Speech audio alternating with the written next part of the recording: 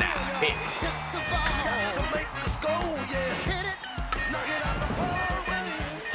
Hey, welcome to Yankee Stadium. Andy Pettitte just threw out the first pitch. He looks like he can still do it. We are glad you're with us today on ESPN. It's the Brewers and the Yankees. Game 1, opening day. Spring training is over. It's time to get serious. Freddie Peralta, Carlos Rodon. The pitching matchup for today's tilt.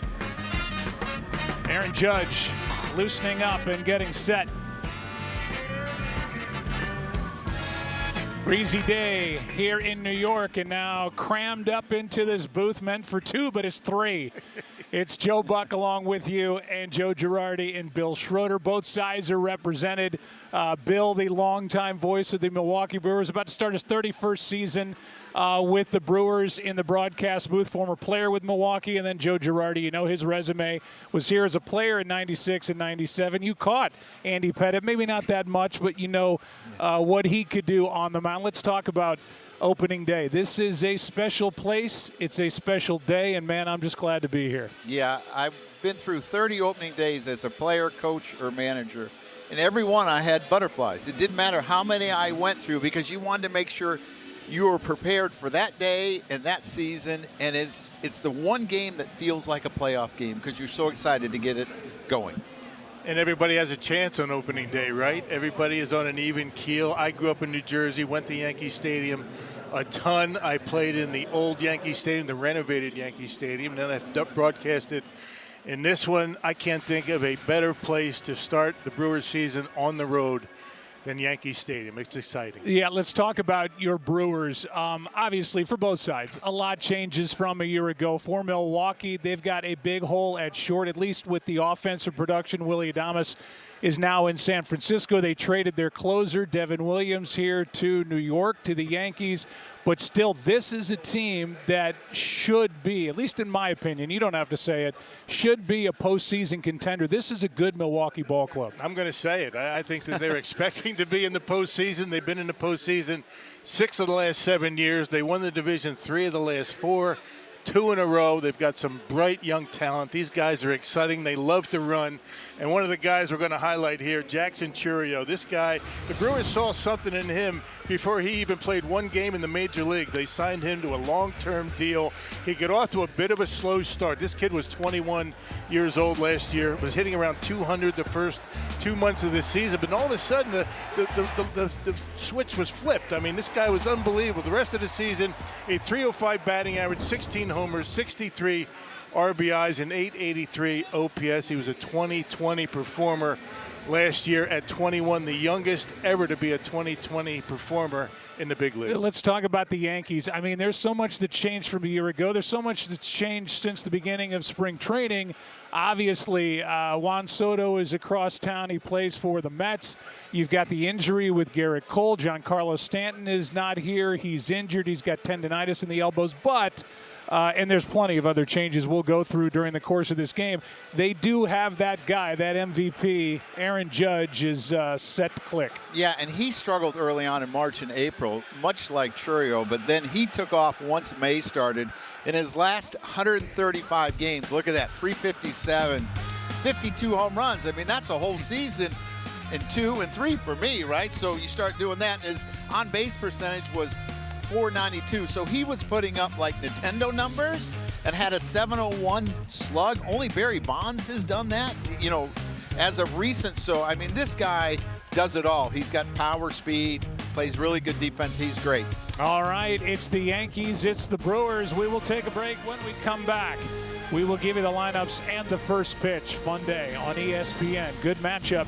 2 playoff teams from a season ago get set to go here at the start of 2025.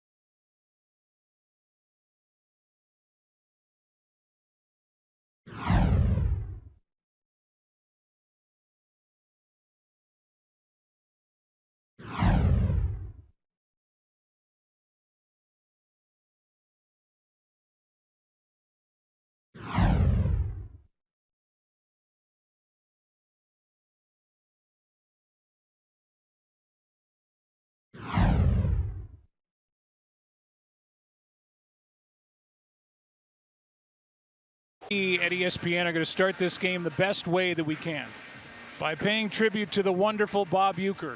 In some ways, the patriarch of the Brewers family and organization, the beloved Milwaukee-born voice of the team, passed away in January at the age of 90. From Yankee Stadium in New York, it's the Brewers and the New York Yankees. Here he comes, 1-2. Swing and a miss! A swing and a fly ball, right field and deep.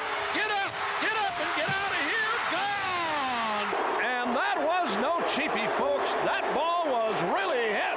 Around third, a throw, and the Brewers win! Hey, what a ball game!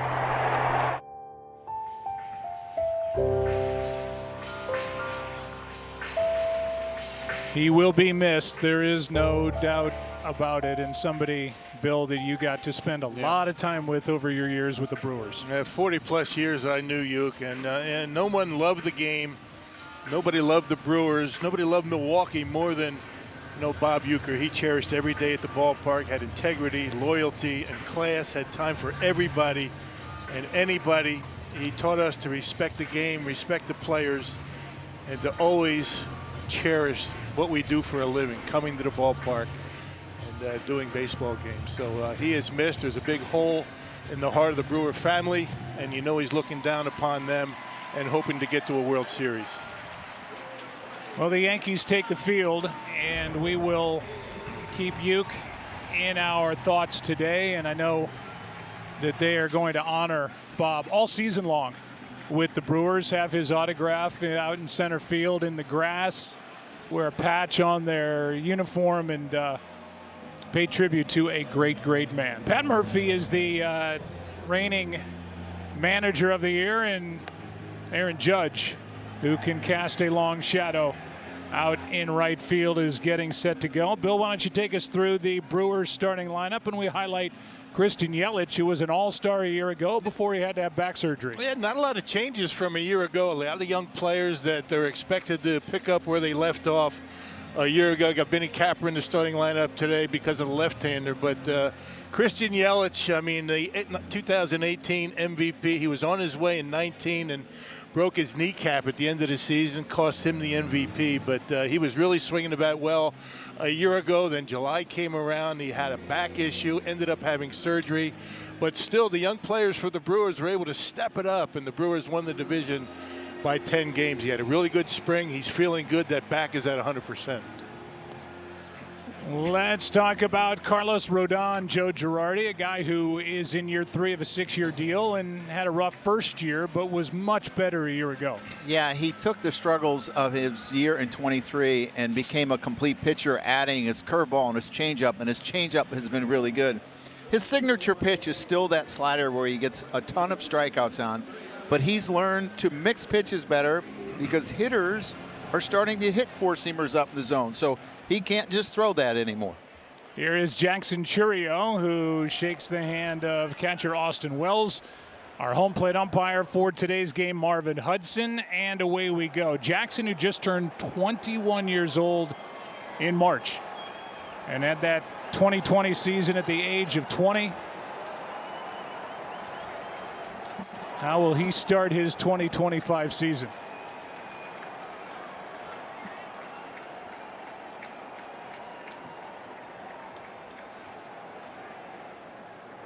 Rodon pitching out of the stretch, pumps one by him, strike one to start the game. Well, Rodon averages about 95.5 miles per hour. He's a little pumped up. First one's at 96, and it's game on when you're facing Jackson because he can take you deep really quickly. Yeah, fastball, slider. He's got a good changeup as well. On this 48-degree day, that's in, strike two. And I think the big thing for Carlos is to stay on the edges with his fastball because, like I said, hitters are starting to figure out how to hit 95, 96 up in the zone. And then he's got that devastating slider. Chourio gets time. They've been able to make adjustments with that launch angle, right? I mean, the big fastballs don't play as well as it used to. Pitch number 3, swing and a miss, and a good start for Rodon as he gets Chourio with a strikeout to start the day. Well, there's the slider I'm talking about, and he was third last year on strikeouts with his slider. Only Cease and Sale struck out more hitters. He struck out 102, and you see the dive, the back foot slider after the 2 fastballs. It looks the same until near the end, and then it dives down and in. 33-year-old Christian Yelich digs his way into the box. 1 out, nobody on, and Rodon brings it to him and misses down and away with ball 1. So I did the Yankees game Sunday in spring training, and I'm driving home, and I'm listening to Milwaukee on the radio. And Christian hit a triple, and I'm saying, oh, no, stop. You don't want to get hurt. Stop. But he obviously feels really good. Rolls one over to the right side. Nice play is made by Chisholm. And he got him for out number 2. And that's an area where the Yankees need to improve from a year ago, right, Joe? I mean, defense was kind of shaky at times a year ago, but Jazz Chisholm over at second base, that's going to be a big help. Yeah, and he's going to provide a lot more range. I mean, he did a really good job when he came over and played third base last year, and he was playing center in Miami. He was originally a second baseman, but he's got a lot of range and he's got a strong arm. So I think they will be stronger with Cody in center field and Jazz at second base up the middle, and that's always important. Gleyber Torres, who was at second base a year ago, is now in Detroit as the hitter William Contreras stands in with 2 out, nobody on. Bill, is there anyone in the Brewers starting lineup that didn't have a great spring training Not offensively? Too many. I mean, they were swinging the bats extremely well. I mean, Contreras, I mean, he plays a lot during the regular season, even plays a lot in spring training. He was over 400. Jackson Chiro hit nearly 500 in spring training. Of course, it is only spring training, as Pat Murphy wanted to remind us of that. But it's always good to be feeling good at the plate when you go into opening day. 2 balls, no strikes from Rodon with 2 out, nobody on, and next delivery is in for a strike. Contreras had a career year, 23 home runs, 92 driven in. His brother Wilson has moved from behind the plate to first base for the Cardinals, and they'll get underway in about an hour against Minnesota. Here's a pop-up on the infield, a mile high. And Paul Goldschmidt is staggering, but makes the catch. And a 9-pitch first inning for Rodon. Good start for the lefty. Yankees coming up, bottom of the first. No score. The business of sports, where every move is strategic and fiercely competitive. Join Cohn Resnick as top industry executives open their playbooks with insights to put your business at the forefront. Welcome to the business of sports. Thanks to a bed and breakfast on Booking.com, even Cardinals fans are loving Chicago. Oh, no, just scoping out the competition. Deep dish. Deep dish. For research. With so many choices, you can be a fan of any U.S. city. Booking.com, Booking.yeah. You know this is a fastball. Google Cloud AI knows that when the home pitcher throws a 98-mile-per-hour heater with a 13-inch drop, there's a 24.7% chance the hitter swings and misses. Oh, and hot dog sales are up 4% today. Which is what happens when the home team starts racking up Ks. Got him with a fastball. Now that had some mustard on it. Catch the game like never before with Google Cloud AI. It's all the same, business and baseball. The data gives you the framework in which to go out and compete. It's the hypotheticals. What happens if this happens? What if it's a line drive? What if it's a ball in the gap? You're doing all kinds of possibilities so that when it happens, you can make the right decision. Making those key decisions at key moments and then knowing the impact, that's the magic. Sage AI-powered finance solutions are helping business leaders like Cal Ripken Jr. make smarter, faster decisions. Well, she's not the easiest person to please. Right, Mama? She needs things to be just right. Don't get me wrong. Volta is getting set to go here as the Yankees come to the plate. And Joe Girardi will cruise right through this Yankees lineup. Yeah, catcher leading off the first time for the Yankees, and then your MVP, Aaron Judge. Cody Bellinger played with his father, Clay, when I was here. His dad was part of the World Series teams. Cody had a great spring, and I thought he pulled the ball a lot more with authority, and I think you're going to see his home run totals jump. And then you got Goldschmidt, Chisholm Jr., Dominguez, a young, exciting player, Volpe, Rice, who had a great spring training, and Oswaldo Cabrera. We'll hear from Bill about Freddie Peralta right now? What has he got? I'll tell you, Freddie's been really good. He's been adding pitches just about every year. He's added a sweeper, Joe, if you want to call a pitch a sweeper, not in our day. But anyway, he's been really good. The thing you love about Freddie Peralta is the fact that he hasn't missed a start in 2 years. I mean, he's been very dependable. Missed with the first pitch and now brings home a 1-0. It's outside 2-0. Joe said it, but Austin Wells is the first Yankee catcher to hit leadoff in a lineup in their franchise history. You know, I'm going to call Joe Torre and ask him why he never led me off. Here's a 2-0. That is ripped into right. Back at the wall. See ya. Home run. What a start. Yankees on top 1-0.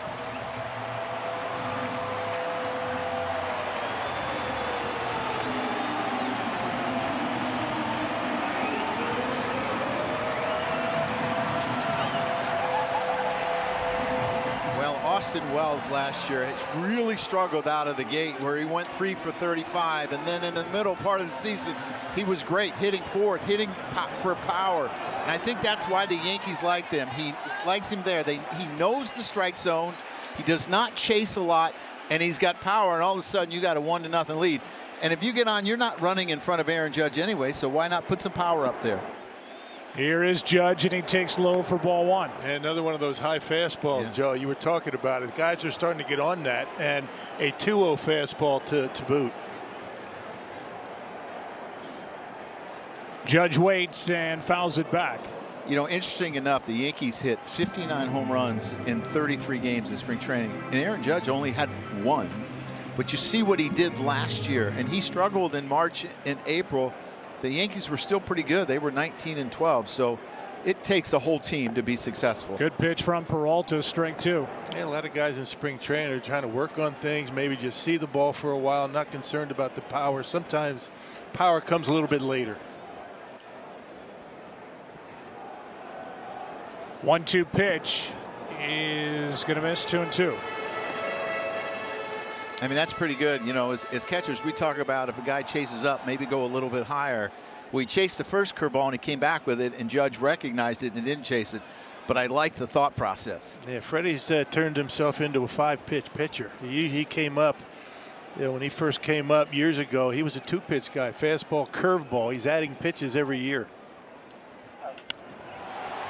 Into center field, did not get a chance to extend his arms on that. Jammed a bit, 1 out. We go back to the home run by Austin Wells. Yeah, a 2-0 pitch that's up middle of the plate, and you're going to see him get on top of this ball and then get it in the air, and the back leg goes down and he stays tight. He keeps that elbow close to his body, and this is Yankee Stadium. It's short out there. That might be a double in most ballparks, but it's a home run here. Jet stream and right? Jet stream and short. Yeah. Here is Cody Bellinger. His first at bat as a Yankee, and he takes down and away ball 1. It's the one thing I noticed about his changeup too, Bill. It's hard. You know, there's not the big discrepancy.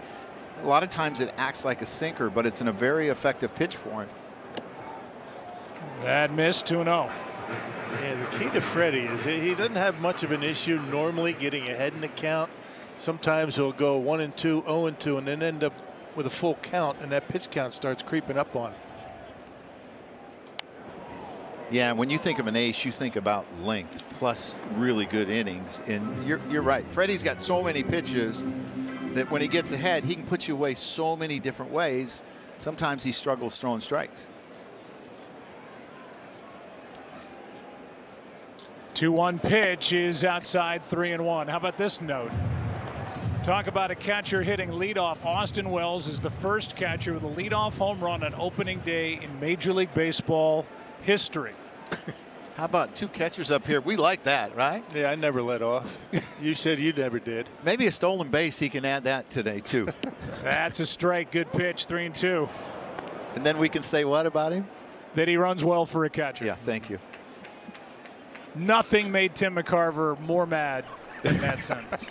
Used on you in Game 6 of the '96 World Series from me at a different stadium. Here's a foul left side, going to get out of play, still full. And one thing to keep in mind, you know, in this pitching matchup, you're going to see a lot of fastballs. Freddie Peralta Throws a lot of fastballs. Matter of fact, last 2 years, no pitcher has more strikeouts on his fastball than Peralta. Uses it effectively when he's ahead in the count. 3-2 on the way, and a swing and a miss. Went after it, up. Came up empty, 2 down. Most effective is Freddie Peralta on that fastball right there, just above the strike zone. For some reason, with his low release point, he kind of hops off the mound, and that release point is a little bit lower than most, and it seems to rise as it gets to home plate. And that high fastball sometimes is tough to get a piece of. Longtime National Leaguer Paul Goldschmidt takes a strike over the outside corner. He was an MVP with the Cardinals in 2022. Coming off a down year, but a 1-year, $12.5 million deal. Chops one to short. Ortiz grabs and throws for the out. Austin Wells says, yeah, I'm not just hitting leadoff. I'm also doing damage. Pitch was up and out. Wells taking Peralta out of the park in right. Yankees on top 1-0.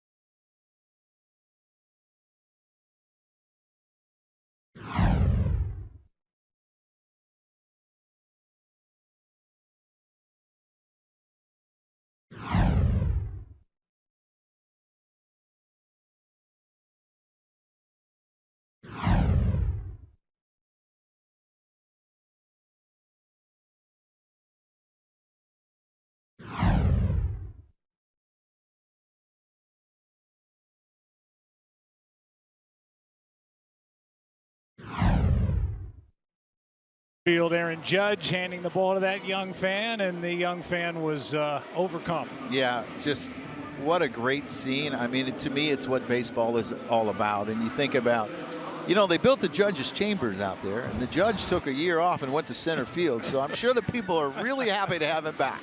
And a lifelong fan he's got. Yeah, that's awesome. Rhys Hoskins will dig his way in. He is another year removed from ACL surgery, so they expect even better from the former Philly this year, and he skies one into shallow left out behind third. Cabrera backs up and makes the play. That's out number 1. Yeah, we got some wind blowing right from pole to pole, right to left. It looks like it's pushing those pop-ups around a little bit. Plus, you got the high sky, you got the sun out there, so nothing's going to be routine out there today. What you will see in this ballpark is, because it's pretty closed and it's circular, is the wind's going to swirl, and it's going to swirl in the ballpark, and it may be blowing from left to right in one area, but it might be right to left in somewhere else. We had a chance to visit with Pat Murphy, the manager of the Brewers, before the game, and Bill, you hang around these guys all year. You can tell that if there's one guy that lights up the face of Pat Murphy, he's standing at the plate, Sal Frelick. Yeah, no kidding. I mean, he's just an all-around athlete. Pat Murphy calls him a winner. And no matter what sport you would throw him in. By the way, he's gained about 20 pounds of muscle. Not the kind of muscle I have now, but not the kind of weight. The kind of muscle you had. Yeah, but not the kind of weight I have. But he has added a lot of muscle, and You know, last year's Gold Glove winner out in the right field. I mean, there was a lot of talk in spring training a year ago about moving him to third base, but ended up in right field and won a Gold Glove. 1-2 strikes from Rodon with 1 out, nobody on, and Carlos spins it home. Check swing grounder. It stays 1-2. Yeah, a pitch that he really struggled with last year. He struggled with the slider, the curveball, the sweeper, where he was hitting under 200. So I would think with Carlos on the mound, he's going to see a few of those today. You're going to see some sliders. The Brewers have 4 lefties in their lineup. Another 1-2 is upstairs, 2-2. You big sweeper guy, you like saying the sweeper thing? That's new since I stepped out. Well, I think it's a slurve is what it was. It took me 2 years to call it a sweeper. Somebody broke you down. 2-2 pitch off the end of the bat, shallow center, and Volpe can't get there. A 1-out base hit. Yeah, that's what Frelick is going to do. I mean, when he has 2 strikes, he's going to shorten up and just try and put it in play any way he can. Slice that ball into left field, just a little bit off the end of the bat, and he's able to dump one into center. So the Brewers finally on the hit board. Well, you're right. He's a hitter that only strikes out about 15% of the time, and major league average is just over 22. So for him, you're going for weak contact and outs, not necessarily the strikeout. Yeah, get on first and he can steal second. Joey Ortiz now hit 239 a year ago. Breaking ball hits the outside corner, and he's not happy with that strike call. Had a couple of looks into the dugout from Brewer hitters in this inning alone, and that caught the corner for strike 1. Well, you can't tap your helmet anymore. No, I was just going to say you can't challenge. 0-1. There it is again. You see, Carlos was a little bit quicker to home plate there, and against this Brewer club, I mean, this is speed, speed, and speed, and you see a lot of stolen bases, but you see a lot of first to third, so you got to hold these guys close because they will run. 0-2 pitch is a broken back ground ball. Volpe flips out over to first, safe. And the inning will continue for Garrett Mitchell. And when you have guys that can run, it kind of takes a little bit of the attention away from the hitters. Maybe sometimes pitcher trying to be a little bit quicker to home plate, thinking about the runner at first, maybe hang a breaking pitch, put a fastball where a guy can get a pretty good swing at it. But you're not going to double up Joey Ortiz on a ground ball like that. And this is a team for Milwaukee, as Garrett Mitchell digs in, that not only does run but has to run. They got to press it. They got to steal bases. They're good in the infield hit department, bunt hits, sacrifices. Kind of a little bit of a throwback team. They steal bags. I mean, they had 5 guys steal 20 plus a year ago. That is a big part of the attack for the Brewers. And hitting with runners in scoring position, second best in the National League last year in that department. 1 on, 2 out. Ground ball to Chisholm. Mitchell retired, and good start continues for Rodon. 1-0 on the home run by Austin Wells. Yankees bat in the second.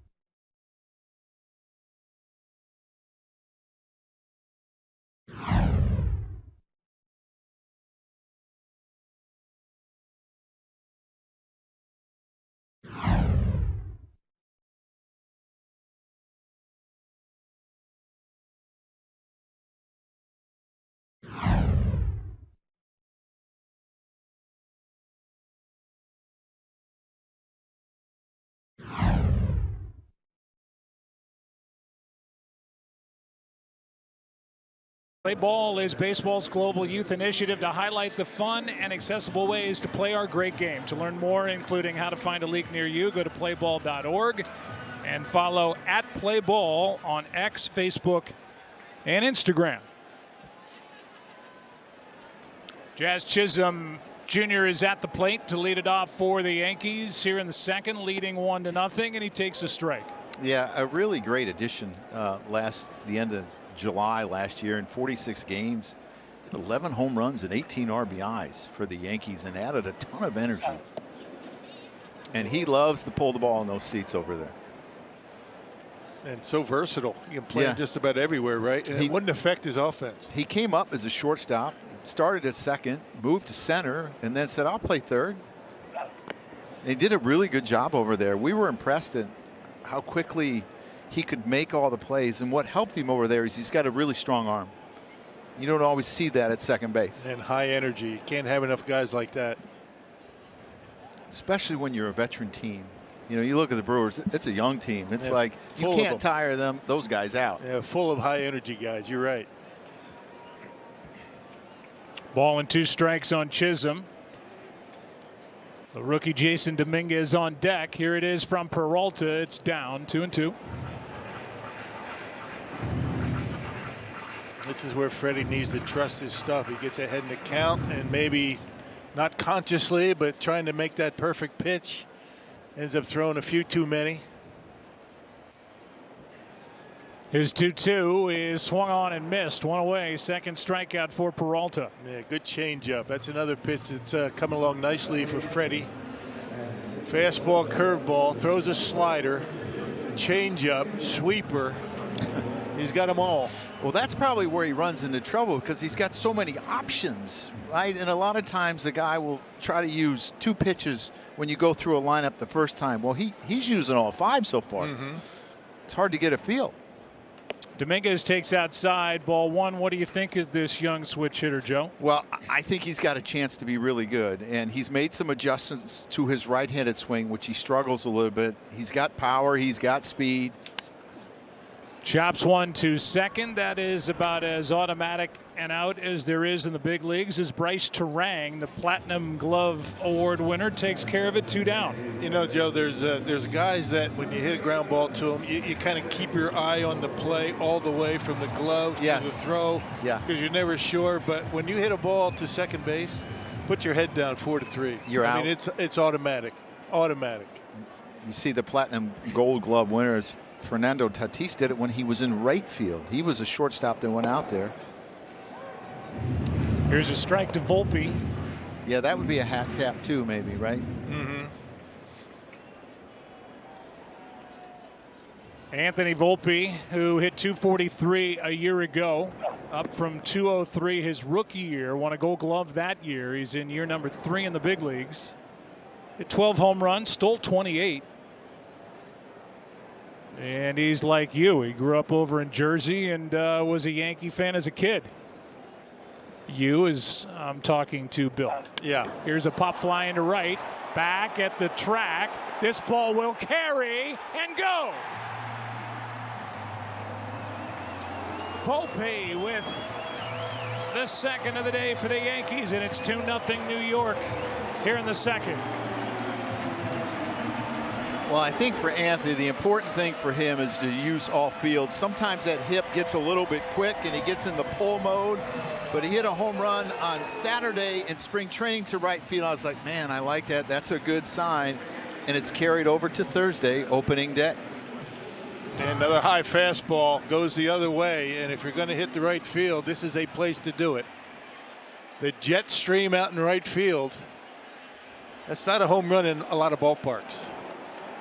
2 out, and Ben Rice takes a strike. This ball was carried by the wind. And that's probably 2 home runs he's given up that wouldn't be anywhere else. Yeah. That was a pop fly into normal right field that ends up in the seats. And Volpe will take it. The count goes to 0-2 on Ben Rice, who is Aaron Boone's kind of pick to click in this lineup. A young guy, got 50 games in last year.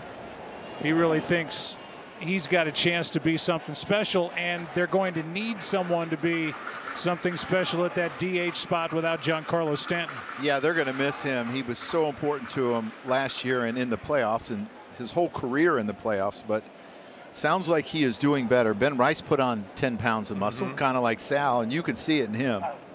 That's a strike over the inside corner to the surprise of Ben Rice.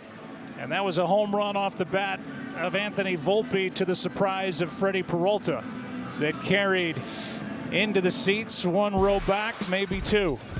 Two solo shots, 2-0, New York. The business of sports, where every move is strategic and fiercely competitive. Join Cone Resnick as top industry executives open their playbooks with insights to put your business at the forefront. Welcome to the business of sports. Over the years, you've built equity in your home. And over the years, life happens.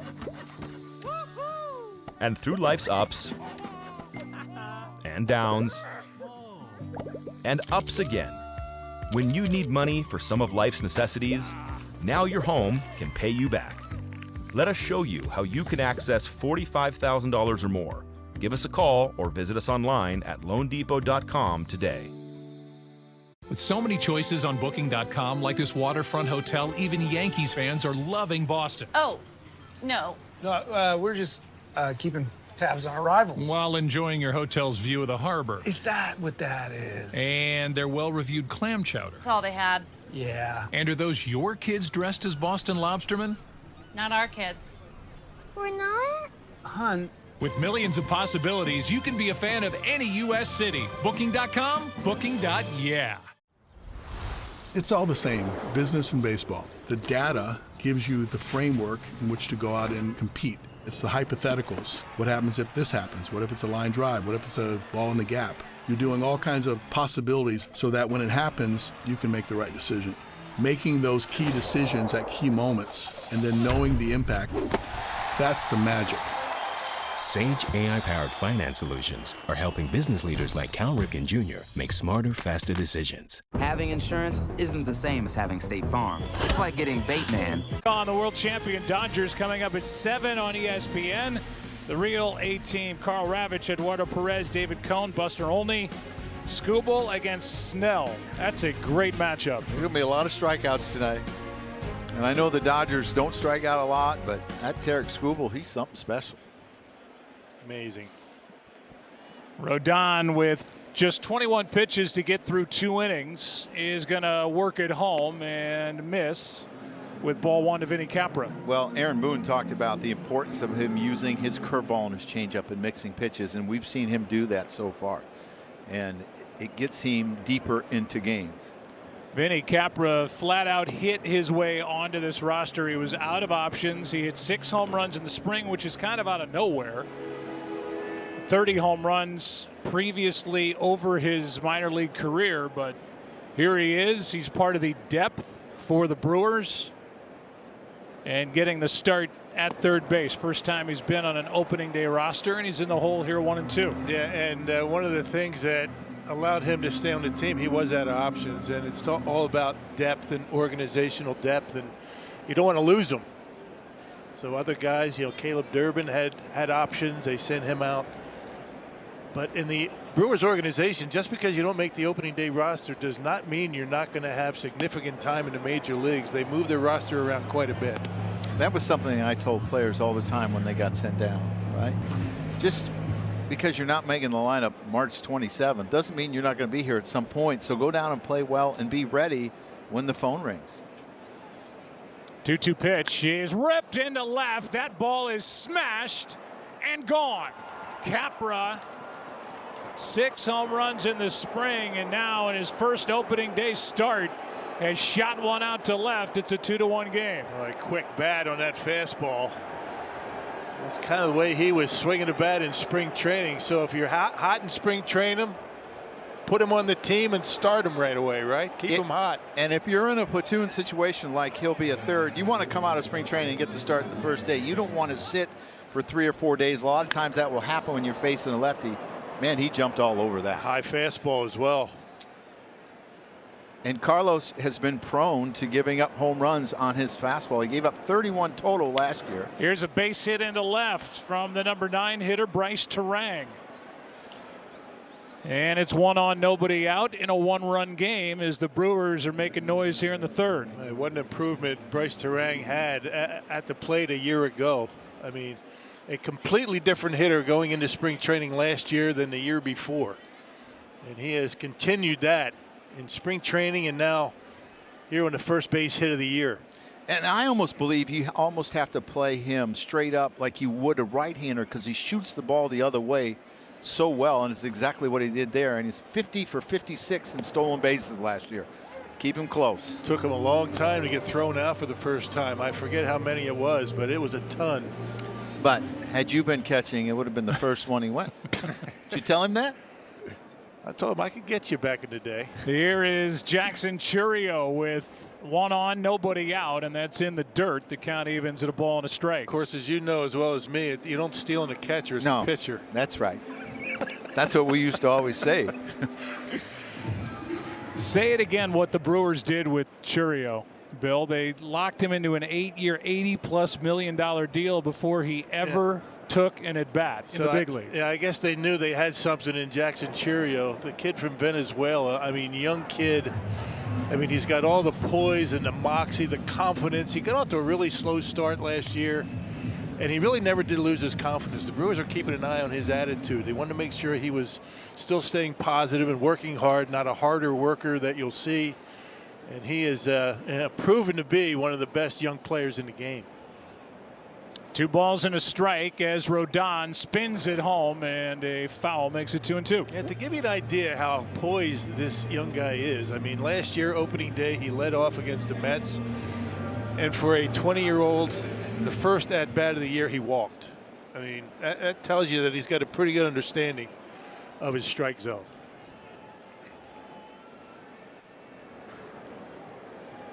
Throw to first, and easily back is Terang. You know, a lot of times, too, when young players are struggling, you watch that attitude. And if that attitude is down and defeated, that's when they get sent down. Yeah, but never happened with him.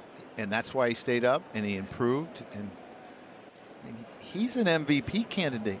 That's a lot of pressure, but. Here's a strikeout of Churio for out number 2. Well, he got him on a slider the first time, and it looked like he got him on a pretty good changeup. And I think Carlos has really mixed his pitch as well today. And again, you got to pay attention to Terang. Here's the changeup. You're going to see it go away. The last pitch he struck him out was going down and in. Back foot slider. Yelich now with 1 on, 1 out. Christian grounded out his first time, a fly ball into center. Bellinger is in to grab it, 2 down. And the inning will continue for William Contreras. As a pitcher and a catcher, you love those first pitch outs because the less you show them, the better chance you have of getting them out the third time through. So gets Christian Yelich on a first pitch heater. And especially if you have a pitcher out there, you know, you got Rodon and you got Peralta. Both of them love to attack early with that fastball. Here's Contreras. He takes upstairs, ball 1. And you have a guy throwing the ball well. A lot of times your first strike is the best one to hit. I looked at any one was the best one to hit. Swinging out of my shoes, no matter where it was.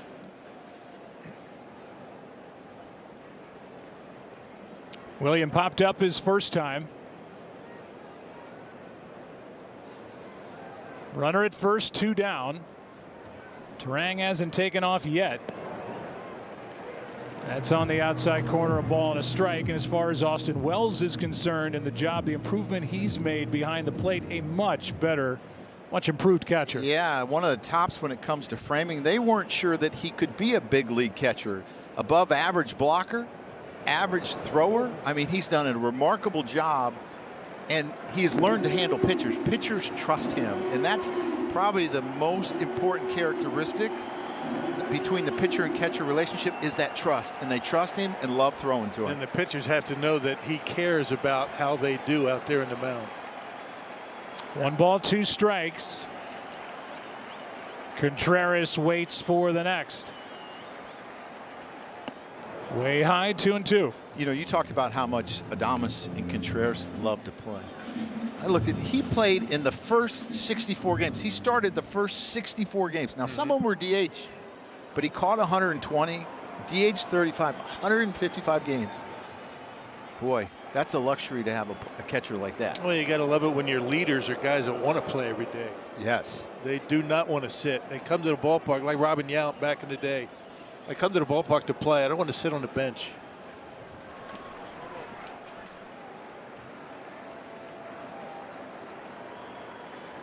Here comes a 2-2. Check swing. He went around, and that'll end the inning. Vinny Capra said, "You can't get rid of me." Popped 6 home runs during the spring. First at bat, first opening day start. Yak into left field. Cuts the lead in half. 2-1 New York after 2.5. Recognizing the dynamic market forces that drive competitive advantage, that's what sets our industry-leading advisors apart. Anticipating those forces to put our clients at the forefront, that's what changes the game. Let CohnReznick help your business optimize performance, manage risk, and maximize stakeholder value. CohnReznick, get ready to change the game. Over the years, you've built equity in your home. And over the years, life happens. And through life's ups and downs and ups again, when you need money for some of life's necessities, now your home can pay you back. Let us show you how you can access $45,000 or more. Give us a call or visit us online at loandepot.com today. With so many choices on Booking.com, like this waterfront hotel, even Yankees fans are loving Boston. Oh, no. No, we're just keeping tabs on our rivals. While enjoying your hotel's view of the harbor. Is that what that is? And their well-reviewed clam chowder. That's all they had. Yeah. And are those your kids dressed as Boston lobstermen? Not our kids. We're not? Hun. With millions of possibilities, you can be a fan of any U.S. city. Booking.com, booking.yeah. You know this is a fastball. Google Cloud AI knows that when the home pitcher throws a 98-mile-per-hour heater with a 13-inch drop, there's a 24.7% chance the hitter swings and misses. Oh, and hot dog sales are up 4% today. Which is what happens when the home team starts racking up Ks. Got him with a fastball. Now, for home run, and Rhys Hoskins is nice enough to wear a microphone and an earpiece. Rhys, they've turned the music off. That heavy bass. Is there any chance you can hear us now? A little bit. Yankee Stadium opening day is a good atmosphere, so if we can't, we'll take that instead. Here is Oswaldo Cabrera leading it off for the Yankees as Peralta finds a strike over the inside corner. I mean, we've been talking about up here how exciting it is to be at Yankee Stadium for the opener. I would imagine you guys, even the grizzled vets like you, are excited to be here too. Oh, come on, it's opening day, you know? Like, it's the start of a 6-month Christmas season for us, so and to do it in a cool place like this, right? Like, this is one of the meccas of baseball, I guess you could say, and it just feels like it's baseball. 0-2 the count on Cabrera, and a foul out of play. I would imagine you love, as it gets loud, I don't know if you can hear us, you love this team. It seems like a fun team. You've got a manager that keeps it fun. You got young guys around you. I mean, it's almost like a throwback the way you guys play baseball. Yeah, no doubt. No, I mean, the energy is contagious, right? Like, all these young guys keep us old guys going. We play a fun brand of baseball. We play the game. We run. We do some of the little things. We hit the ball in the gap. We bunt. So kind of getting back into the weeds of the game again is something that's easy for us players to do. And we also win a lot. So that always makes it a lot better. 1-2 the count on Cabrera. That's foul. Don't worry about it. Rhys, has got to feel good for you. Finally, a normal offseason. You're not rehabbing anything, and you're able to get yourself ready for spring training like you did back in the old days. And you got to be feeling good. How's that knee? How's it all feeling? I feel great. Yeah, I mean, the normal offseason's a great start. just to be able to get into the baseball stuff. And instead of having to worry about your body and getting ready for spring, we got to come into camp kind of ready to hit the ground running. So I'm excited for this year. We had a pretty good spring as a group, so hopefully we can hit the ground running here. 1-2 is the count on Cabrera. You guys have a heck of an infield. I mean, the guy to your right is amazing, but all the way around, it seems like you guys are well suited to play defense on the infield behind this pitching staff. Here's a 1-2 pitch. That is sliced down the line and foul. Yeah, I mean, I kind of joke with some of our coaches that we got 4 shortstops on the infield, including me. No, I mean, we just got great athletes all over the field. Obviously, Bryce, like you said, being able to accomplish what he did last year. But it's not by accident, man. We work a lot. It's something that's important to us. And those pitchers on the mound are relying on us. Here's a 1-2 again, and a fly ball into center. And easily handled by Mitchell, 1 away. Reese, I think sometimes we underestimate is how hard it is mentally to come back. Hold on, I'm not going to hear you. Yeah. We'll go back to the top of the order, and Austin Wells, who homered his first time up, digging his way in with 1 out here in the 3rd. Reese, I was saying, I think we underestimate sometimes how hard it is to come back from a major injury like you had, how mentally difficult it is. Was it more mentally difficult or physically difficult when you were playing last year, saying, do I trust my knee to hold up? Or was it more of a physical, it just didn't have the strength that it had before? You know, it's probably a combo of both. But I think the physical, you know, leads to the lack of confidence or the mental capacity that we spend on it every day.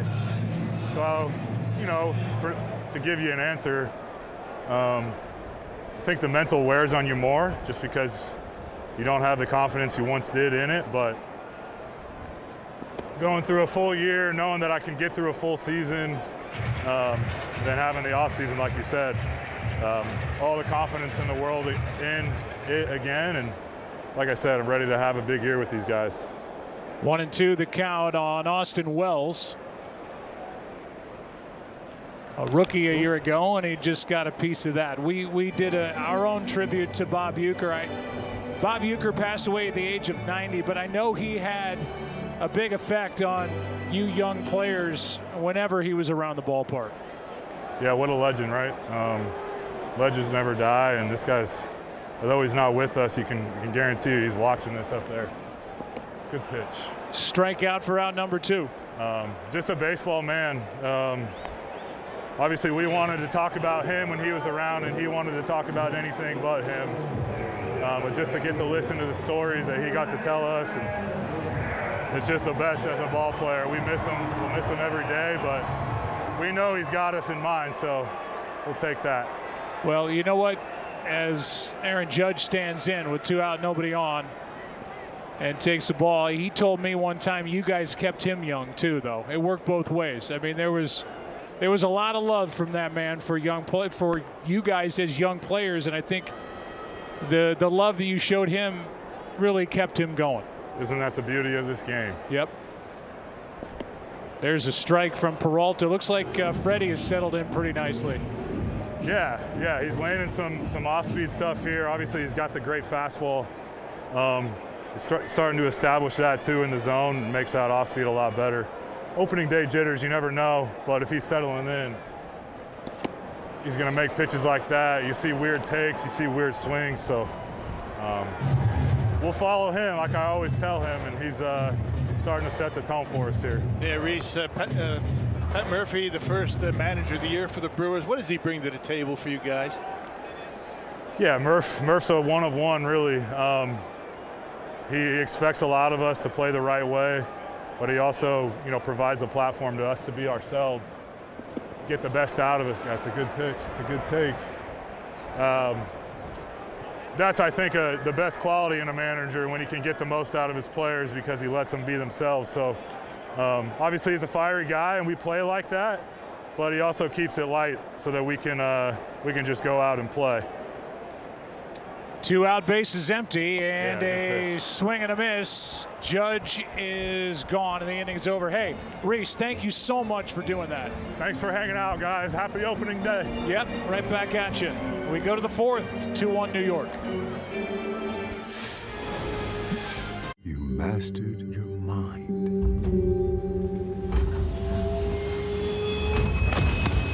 And all the while, you were on the train home. Audible. There's more to imagine when you listen. It's all the same, business and baseball. The data gives you the framework in which to go out and compete. Making those key decisions at key moments and then knowing the impact, that's the magic. Sage is helping business leaders like Cal Ripken Jr. make smarter, faster decisions. Over the years, you've built equity in your home. And over the years, life happens. And through life's ups and downs and ups again, when you need money for some of life's necessities, now your home can pay you back. Let us show you how you can access $45,000 or more. Give us a call or visit us online at loandepot.com today. Any given Saturday. And a little work.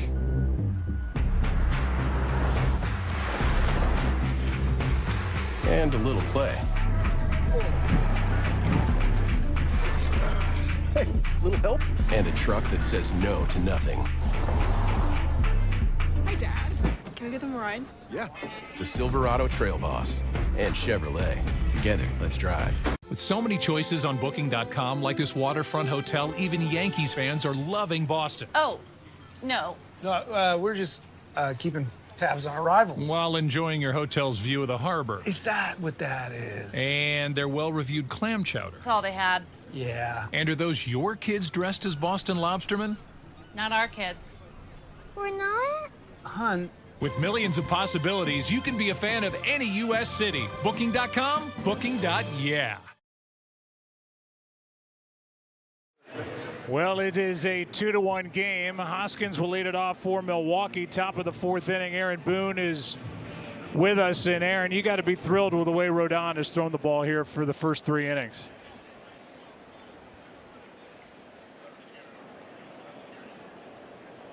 Must be an ESPN thing with Aaron Boone, who used to work at ESPN. Booney, can you hear us? That's fine. Just manage the game. Don't worry about it. Do you think he's ignoring you? No, I do not. Okay. I think he is invested in this, and now it's over. Swing and a miss, 1 ball, 1 strike on Rhys Hoskins. Well, that was fun. It's my fault. I'm the one that got up. I was supposed to do it during the break, and then it's on me. Well, you are out of practice for baseball. I am. It's been a while, Joe, huh? Been a little bit.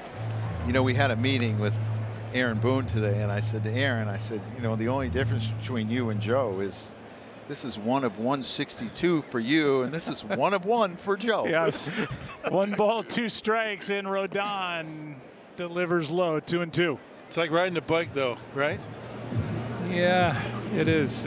You know, yeah, it is. It is. But, you know, let's talk about the game.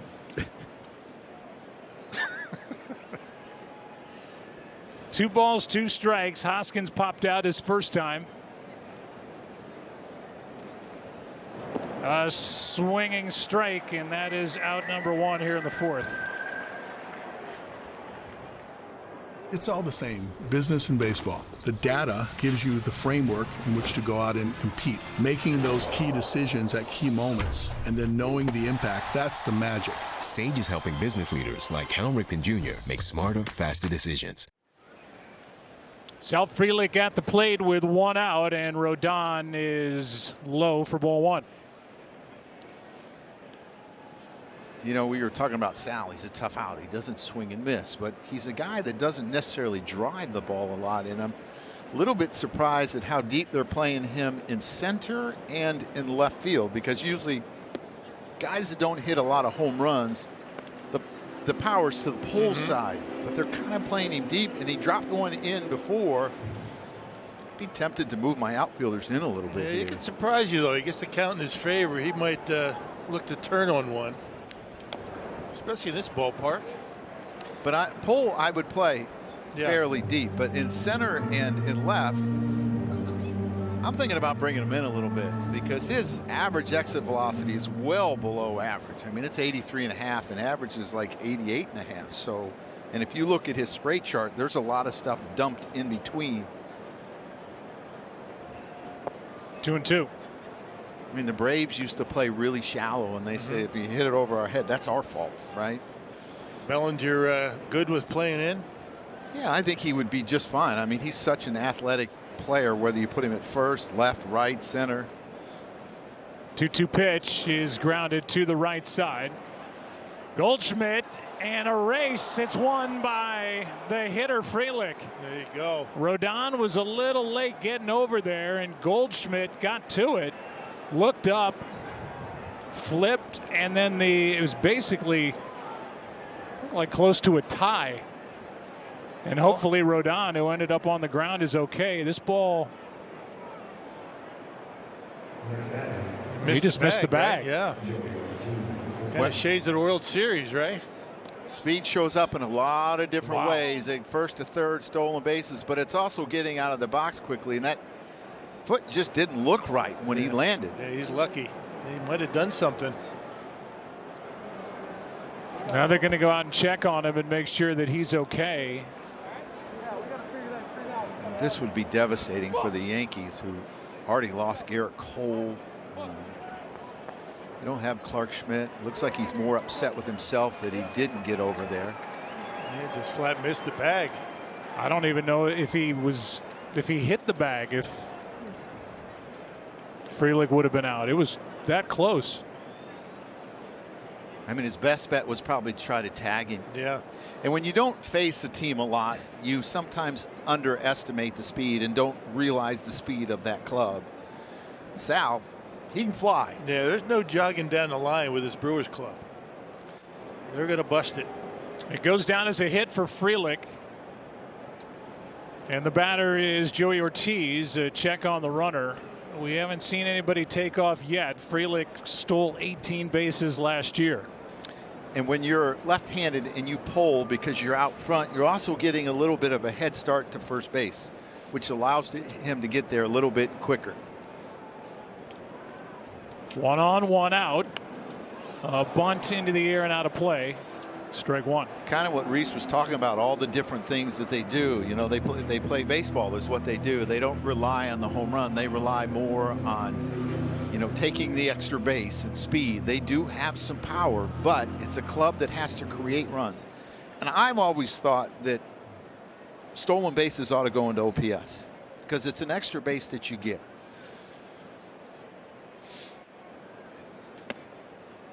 That's high, a ball and a strike. Now, you know the Brewers are going to run, but they just can't, I think, get a good read on Rodon and the move. Lefties and catchers love that, don't they? Didn't you love it when the lefty was out there? Oh, yeah. Guys really weren't able to get good jumps. Team that had 217 steals a year ago. The runner goes, a swing and a ground ball. What a play made by Chisholm for out number 2. Well, you see the athleticism in Chisholm there. As he's going to cover, he has to kind of reverse course a little bit and make a really difficult play where he has to go in. He's up. Nope, I got to go get this ball. And it's the speed and the arm strength that allows him to get Joey Ortiz an outstanding play. That underarm flip right on the money. Brings in Garrett Mitchell with the tying run out at second base and 2 out. So they did start the runner. Ortiz put the bat on the ball, grounds out to Chisholm Jr., and now Brewers looking for a 2-out hit here in the 4th. That's on the outside corner, a strike to Mitchell. Well, you talked about they run the bases extremely well, and they hit with runners in scoring position. They were 3rd in the National League. They hit 268 last year, so the moments did not get too big for these kids. And when you're stealing bases and you rely on that, I mean, you got to really. And they really started out like gangbusters. I mean, a lot better than 260-something. Kind of tailed off toward the end, but for the body of work, outstanding. Putting the ball in play with men in scoring position. 1 ball, 1 strike on Garrett Mitchell. He's had a tough time staying healthy. When he's healthy, he has got a world of talent. Here it comes from Rodon, and a good pitch. Mitchell comes up empty, strike 2. Yeah, that slider's such a good pitch for him. Hitters just don't seem to pick it up. They don't seem to hit it.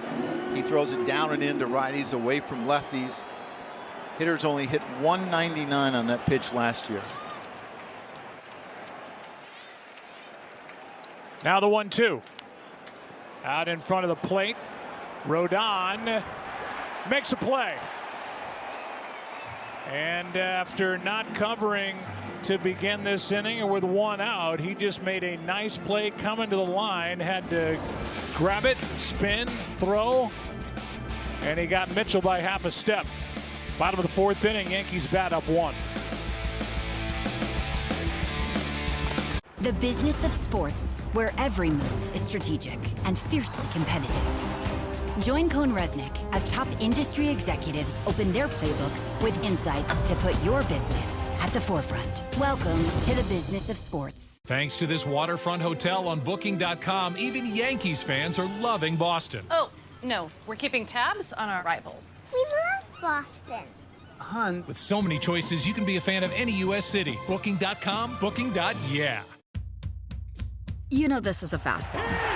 Google Cloud AI knows that when the home pitcher throws a 98-mile-per-hour heater with a 13-inch drop, there's a 24.7% chance the hitter swings and misses. Oh, and hot dog sales are up 4% today. Which is what happens when the home team starts racking up Ks. Got him with a fastball. Now that had some mustard on it. Catch the game like never before with Google Cloud AI. Any given Saturday. And a little work.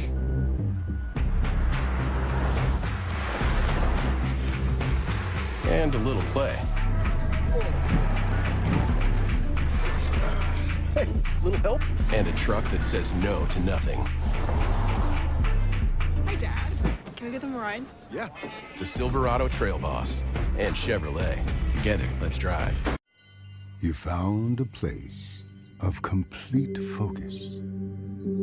You ordered your thoughts and mastered your mind.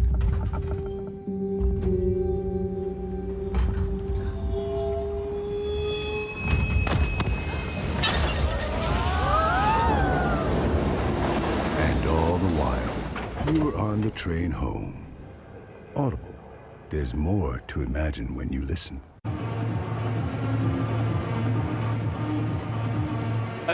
Pat, tell us about what you're seeing so far from Peralta. Looks like he's started to really settle in here. No, I like the way he's throwing the baseball. You know, he's giving up 2 hard contacts, and it's a very good offensive ball club. But, you know, I'm proud of what Freddie's doing. You know, he's going right after him. And the legend of Vinny Capra continues. He had the big spring, and now here he is, first opening day start, and he cranks one into left. No question. He's had a great spring. He's paid his dues in this game. You know, he's a young kid looking for an opportunity, and I'm just proud of him. You know, I'm proud that he stepped up when he got his chance a little bit later than most get their chance. Appreciate it, Pat. Good luck this year. Thanks. Okay, you got it. 66-year-old reigning National League Manager of the Year, Pat Murphy. He won that award after taking over for Craig Counsell. He managed Counsell in college at Notre Dame and was a really well decorated, Murphy was, college baseball manager. Also managed at Arizona State. As Bellinger comes up empty, 1 ball, 2 strikes, and he seems to have that role as teacher and motivator and all the things that make him a really talented man in the corner of the dugout for the Brewers. Yeah, and he has nicknames for just about every one of his players, and none of them really make a whole lot of sense. It's just what pops into his head when he thinks about that particular player, and I don't know half of them. But anyway, he's a guy that, you know, has really earned his the opportunity to manage in this game. He was an interim manager with the Padres for a little bit. But Pat Murphy has certainly paid his dues, and it paid off for this Brewers ball club last year. First time the Brewers had a Manager of the Year award winner. And you think about him being the head coach in college, a lot of his players are almost college age. Yeah. When you think about it, and he has such a great relationship with them. Fouled back by Bellinger, who struck out his first time. Goldschmidt will follow, then Jazz Chisholm Jr. And Murph will be the first to tell you that he really relies on his coaching staff. A lot of managers do not. They take their considerations, but Murph really allows them to do their thing. This will be at least an 8-pitch at bat for Cody Bellinger to start this fourth. And I think that's really important because in this game there's so much on a manager's plate that you can't micromanage. And if you have coaches, you should trust them. Just do your job. 2-2 again is hit hard and through the right side. A base hit. And with that, we will send it to Kevin Connors for an update. Kevin.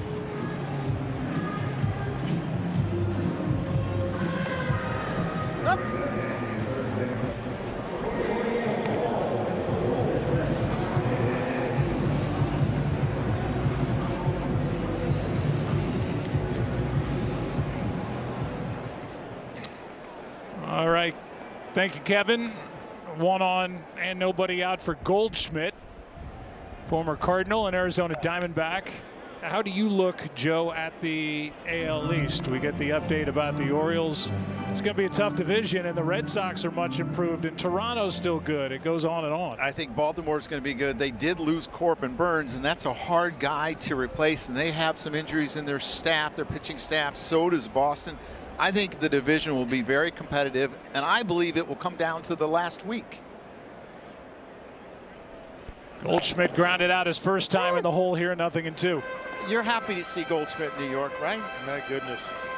Only have to face him once this year. I mean, he has had an all-star career against the Brewers alone in his time. I mean, the numbers that he's been able to put up against the Brewers, particularly Freddie, he's did really well against Freddie in his career.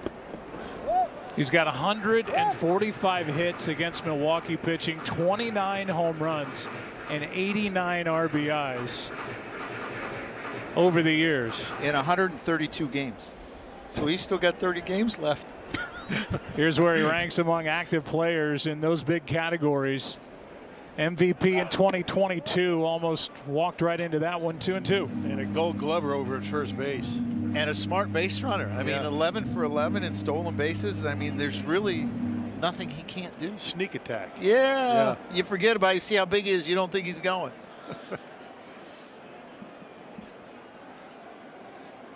Two balls, 2 strikes, and a check on the runner, Bellinger.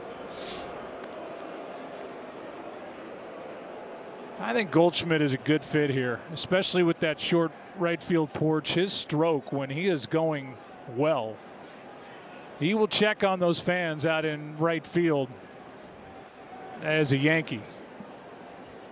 Make sure they're okay. He'll hit write a note on the ball when he hits it out there. I mean, he got it together the last month of the year. He did not have a good year with St. Louis, and that was a problem throughout the Cardinals lineup. But he started to figure it out the last month, and he's just a pro. I mean, I think he'll do well. Well, the body changes over time, right? You're not as quick with the fastball at his age as he was early in his career. He's always kind of been a slow starter, right? I mean, he hasn't been always been able to get off to a good start. Maybe the cold weather, he doesn't like that. But, he's going to end up putting up some numbers in this ballpark for sure.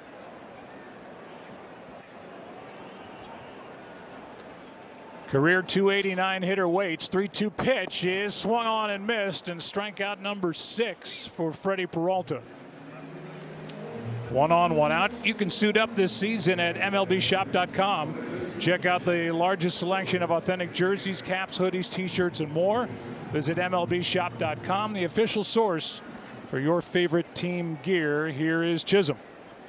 Well, he just threw another outstanding changeup. He has not used his slider very much today. It's been the curveball and changeup. It's been of choice, and the fastball up in the zone. But again, and you still say he has a sweeper. I don't think we've seen one yet. But right. He's got pretty good command of those 3 pitches today. He's going to what feels comfortable for him here today. 1 on, 1 out. Chisholm comes up empty, a ball and a strike. Yeah, these guys, they warm up in the bullpen, and the starting catcher that day will go down there and finish him up, maybe the last 15, 20 pitches or so to get a sense for what he's throwing. But how many times, Joe, have you seen a guy have one thing in the bullpen and doesn't translate on the field during the game? A lot, probably too many times. 1-1 pitch, check swing. He did not go. Ball 2. Because you walk out of the bullpen and you got your plan in your head, and all of a sudden you got to reverse courses because they don't seem to find it on the mound. Yeah, but what happened to that slider I had in the bullpen, right? Yeah. You left it down there. Could somebody go get it?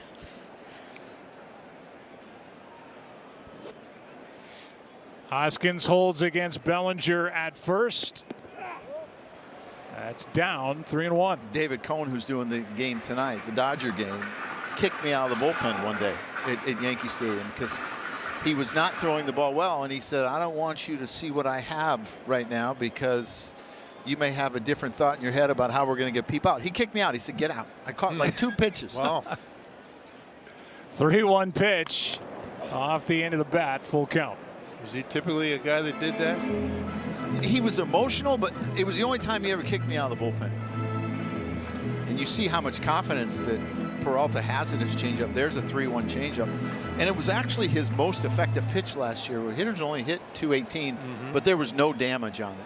Only a slug of 291. That's minuscule.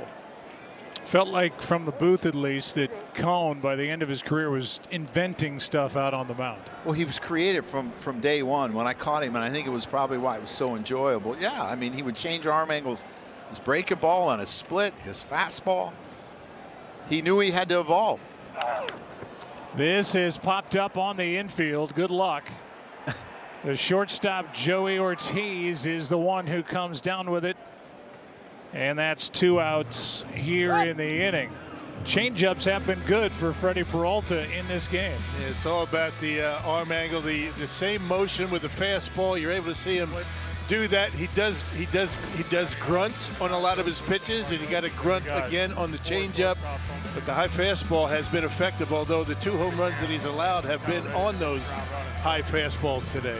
You know, his changeup reminds me of Felix Hernandez a lot. It was really hard. It was 90 miles an hour. And we used to, is that a sinker or is it a changeup? But he's got such great arm action, and the bottom falls out. You know, he's got that ride on his fastball, but on his changeup, it's really just like a hard, effective sinker.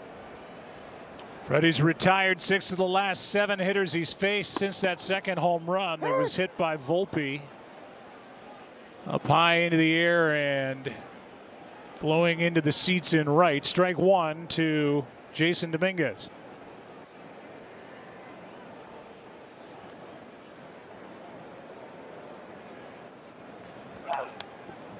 Strike 2. Yeah, that's really good location with 96. And he hasn't showed him the fastball up in this at bat.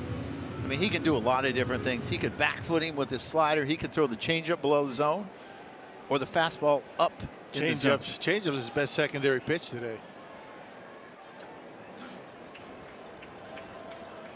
Bellinger led off with a base hit. He's still at first, 2 out. 0-2 pitch is high.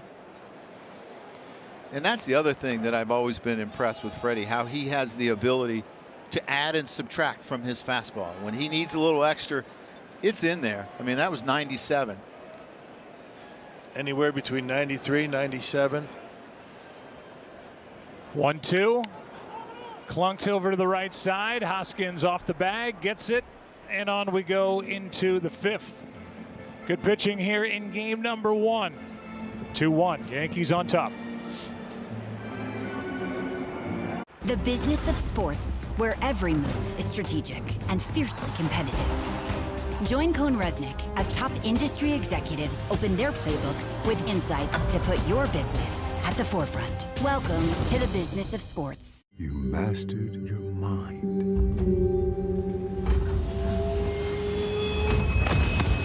And all the while, you were on the train home. Audible. There's more to imagine when you listen.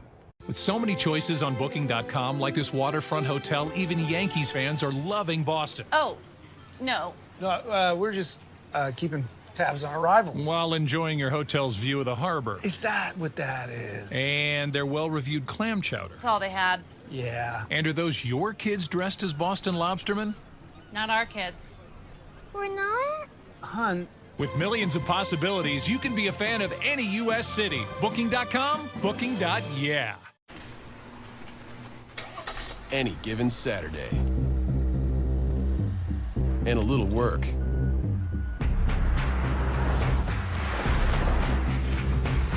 And a little play. Hey, little help? And a truck that says no to nothing. Hi, Dad. Can I get them a ride? Yeah. The Silverado Trail Boss and Chevrolet. Together, let's drive. It's all the same, business and baseball. The data gives you the framework in which to go out and compete. It's the hypotheticals. What happens if this happens? What if it's a line drive? What if it's a ball in the gap? You're doing all kinds of possibilities so that when it happens, you can make the right decision. Making those key decisions at key moments and then knowing the impact. Yeah, I feel like he's been really under control for the most part, just filling up the strike zone and using his pitches. So yeah, I feel like he's done a good job of navigating his emotions just because, he can be a fiery guy, and I've been pleased so far. You told us before the game some of your young guys are going to have to step up. They're going to have runway to do so, and right out of the gate, Austin Wells goes deep, and then later Volpe. Pretty cool. Yeah, really cool. Both those guys have been swinging the bats well. I mean, Austin was tearing the cover off the ball really all spring, and Anthony's actually been swinging the bat really well, especially of late. So, and he's been doing that really well, hitting the ball with authority the other way. So good to see. Thanks, Aaron. Have a great year. All right, thank you. Year number 8 for Aaron Boone as manager of the Yankees. As Vinny Capra took a strike, now another, and he is in the hole 0-2. Yeah, the one thing I've noticed about Carlos a little bit these last couple innings, and it's kind of since he tripped at first, the velocity has not been on his fastball. So I'm going to watch this kind of closely to see if he's holding back a little bit. Capra homered his first time up, waits for the 0-2, and takes one just outside, ball 1.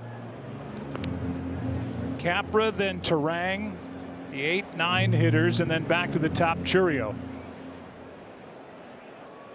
2-1 game. 1-2 pitch.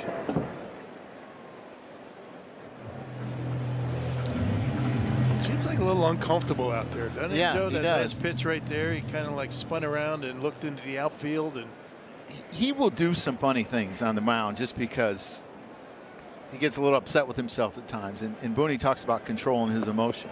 There's a strikeout to start the inning, number 5. Let's get back to Kevin Connors with another update. Kevin.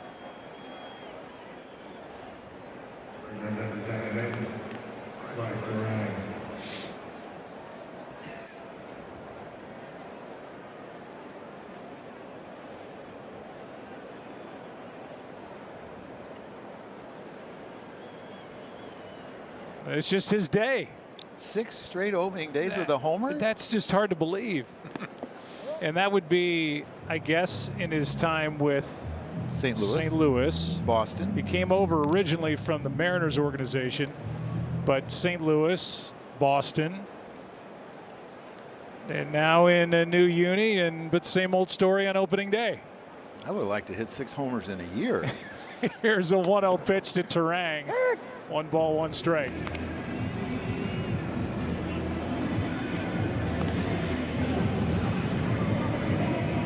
.62 pitches for Rodon as he tries to get through the 5th. This is a Yankees team. They love their bullpen when healthy. They've got some guys who are out here at the start of the season. Guys they will get back as the season goes on. The guy they won't get back is Garrett Cole, who is out for the year after having Tommy John surgery. There are aces and then there are aces, and Garrett Cole is, former Cy Young Award winner. He's as good as it gets. 1 ball, 2 strikes on Terang with 1 out.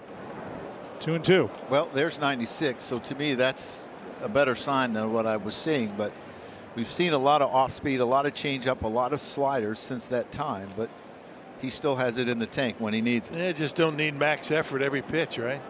Well, that's how you go deep in games, and you save stay it. off the IL. Yeah, save it. 2-2 pitch now to Terang. Full count. Terang has really learned his patience up at the plate. What comes first, success at the plate or patience, right? I mean, if you're feeling good at the plate, you're seeing the baseball, you trust your hands, You know that you can take close pitches off the strike zone. He went around. That's out number 2 and back-to-back strikeouts. Yeah, Bill, I would say that's your fault. Yeah, that was on me. I apologize. Complimenting him so much, and he gets this nasty slider. He didn't really throw him a good slider until that one, and he gets him. And I'm 0 for 1. What's new? Yeah. 10 swing and misses so far for the Brewers through 4 2/3, and we go back to the top of the order, and Jackson Chourio.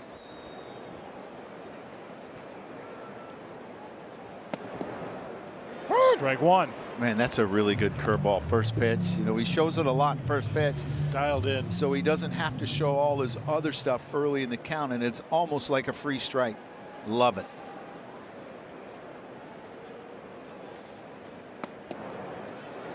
Could strike out the side. Just let me repeat it. Just wearing out those edges.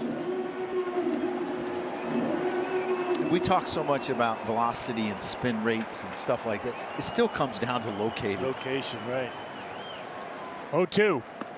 He did. Struck out the side, and Chourio has struck out all 3 plate appearances in this game. Halfway through it, still 2-1 New York. Hard to see.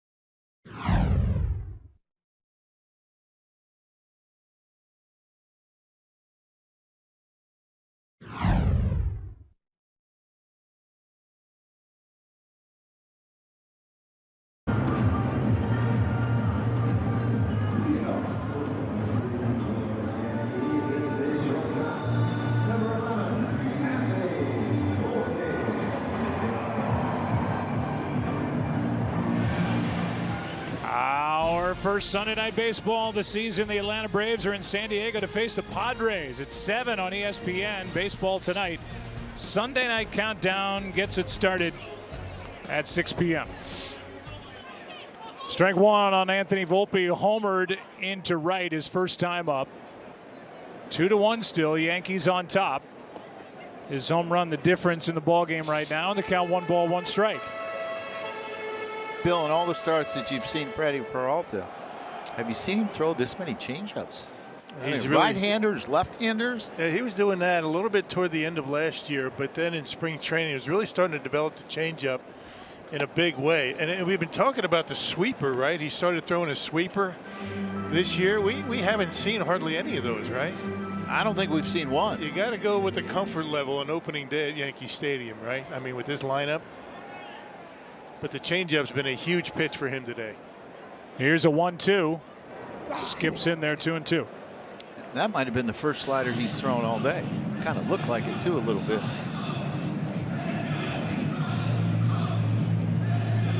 Yeah, think about Freddie's, pitches. I mean, you never know what his pitches are going to do. It used to be where he would throw a slider the way it came out of his hand and his arm angle, it would look more like a sweeper. He really didn't know when that pitch was going to be going toward home plate at any point in time, but he's kind of figured it out. Full count now as Brian Hudson, a left-hander, starts to move around out of the bullpen for Milwaukee. And now up throwing. Here's a 3-2 pitch from Peralta. Struck him out. Strikeout number 7 for the Milwaukee right-hander, who just blew it right past Volpe. Yeah, you got to love a good pitcher's duel, right? Both of these guys on the top of their games. Just 3 home runs, accounting for the runs. Another high fastball. Freddie able to get it by him. Here is Ben Rice, one of 3 left-handed catchers the Yankees have on their roster. Takes outside, ball 1. Well, I don't think it's a surprise that Freddie's striking a lot of guys out. Over 200 the last 2 years. Since 2021, only Snell and Burns have a higher strikeout rate per 9 innings. So this is what he does. Peralta's 1-0 pitch is fouled back, and what a rip by Rice. See the most strikeouts in baseball the last 2 seasons. He's on that list. Dylan Cease up top. There was some chatter that maybe Dylan Cease could end up a Yankee once Garrett Cole went down. Here's a 1-1 pitch. That is hammered into right. Back at the wall and off the wall. Rice is going to dig and make it to second with a double with 1 out on a sinking line drive that was crushed into right. Yeah, that's what we saw a lot of this spring. The exit velo was up. He was #1 in baseball in this year in spring training, and it's a mistake on a fastball that kind of cuts to the middle of the plate, and Sal Frelick, so good in right field, kind of fumbles it. I don't think Ben Rice was going to go to second base. It'd be interesting to see how they scored. It looks like they give him a single and an E9. That's right. Single E9, runner at second, 1 out. The #9 hitter Cabrera, who fly to center his first time up, waits and flies one into center again, where Garrett Mitchell makes the play, 2 down. Hey, you don't see this much out of Sal Frelick out in right field. If he does pick it cleanly, played it perfectly off the wall. But there's the fumble, there's the error, and Rice able to get into second base. He was not going if Sal was able to keep that ball in his glove.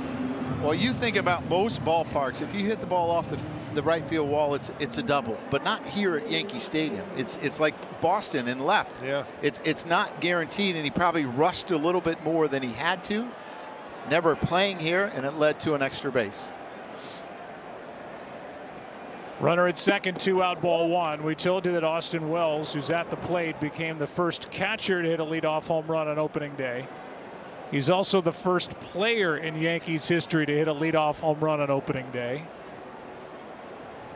And he tries to just come up with anything to get the runner Rice home from second, 2 out in the inning, and a lead of 1.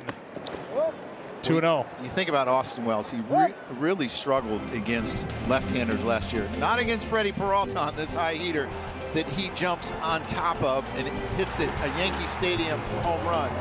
But with Aaron Judge behind him, you're probably not going to see a whole lot of left-handers come in and face him. Yeah, you're going to get some pretty good pitches to hit. That's a pretty good seat in the lineup. Yes. 2-0 pitch is down. 3-0. So just when you think you're not going to want to walk Wells to get the Judge, he's got a 3-0 count. The home run by Wells, as you see, thanks to StatCast, a home run in one ballpark in the big leagues, this one. Yankee Stadium. A lot of left-handers and right-handers that like to go to right field. Here comes it 3-0. 3-1.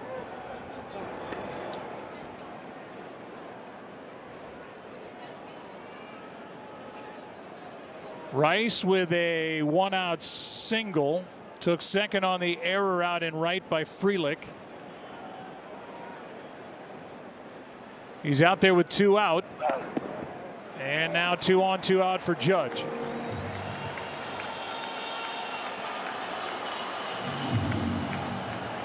That's the first walk of the ball game for Peralta. And Contreras out to talk. The command of both of these pitchers today has been really good. The only walk in the game. But Bill, like you talked about, Freddie a lot of times goes into deep counts and his pitch count gets up there. He's at 88 and he's not through the 5th inning. I would imagine this would be his last hitter. Last year against the Mets on opening day, he went 6.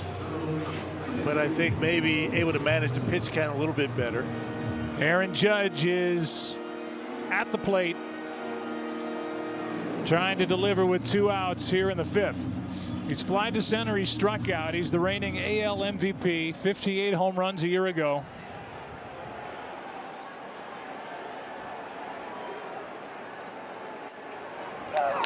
Big rip and a strike. Kind of dangerous. Starting you off middle in with 95, about thigh high. Yeah, up in his zone. Ooh. He's had some success throwing that changeup to him, and so have other right-handers. So I would think that you would see a few in this at bat. Maybe that was to set up the changeup. 96 and past the bat of Judge. Nothing in 2. Nothing fancy here so far. Here it is, hit it if you can.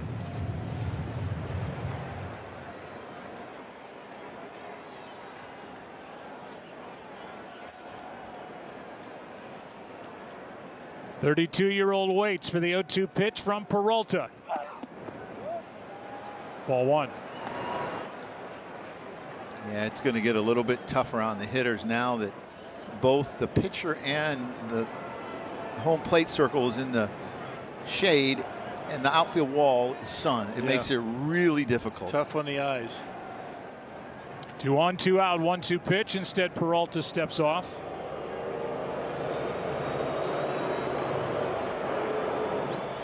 Yeah, I mean, it's just really hard to pick up spin, and you can turn the lights on, and it does help some as the lights are on at Yankee Stadium, but it's still really difficult on hitters. 1-2 pitch is in the dirt, and well played by Contreras to keep the runners at first and second, 2-2. Well, he has really done a good job blocking balls like that. I mean, that was a huge block. Don't want those guys advancing bases, but even when he's on one knee, he's able to get down and block them.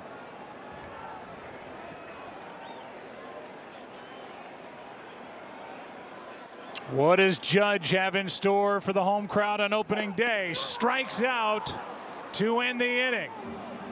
And Contreras fires the ball up toward the upper deck. He got it up there after the strikeout.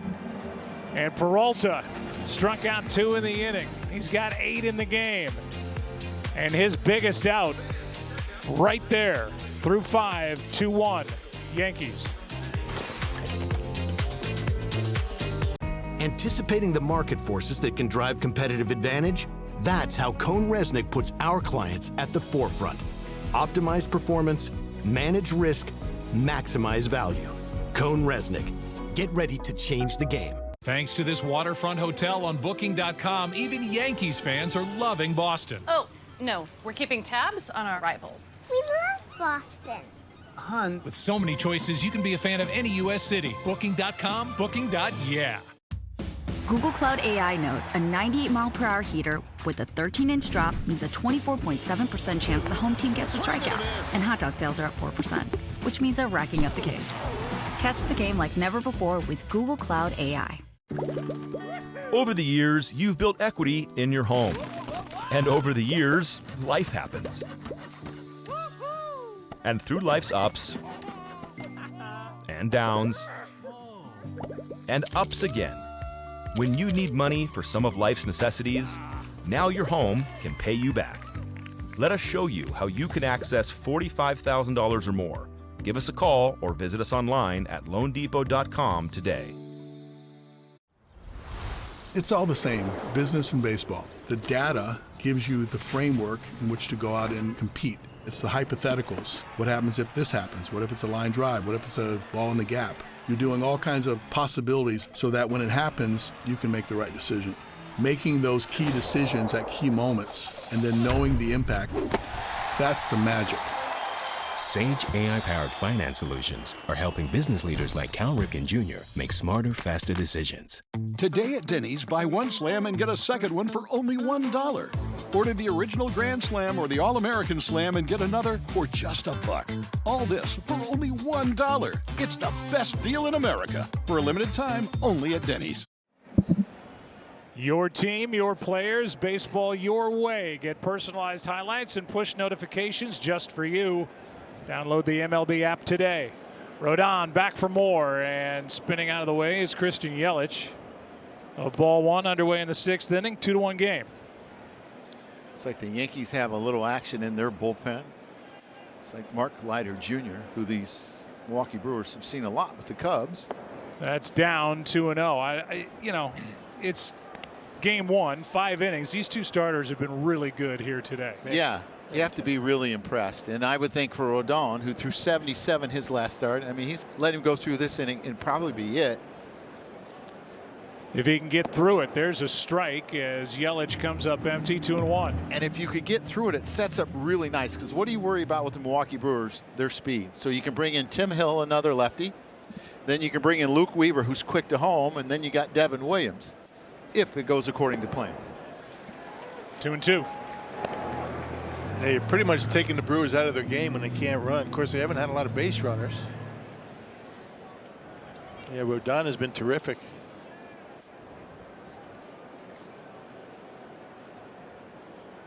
Two on its way, and it's inside, full count. Not a pitch he throws very often, but he just threw a changeup to Christian Yelich. Not many guys do that to lefties, right? Left on left crime right there.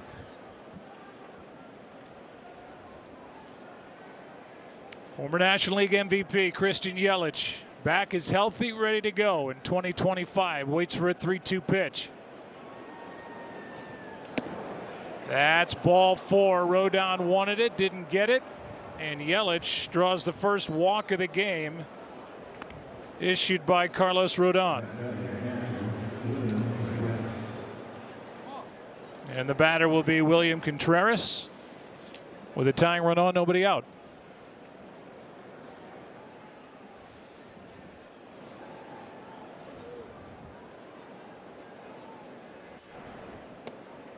Strike one. You know, you talk about all the speed with this Brewers club. They have 5 guys in top sprint speed in the top 47. So they have 5. I mean, there's 30 teams, right?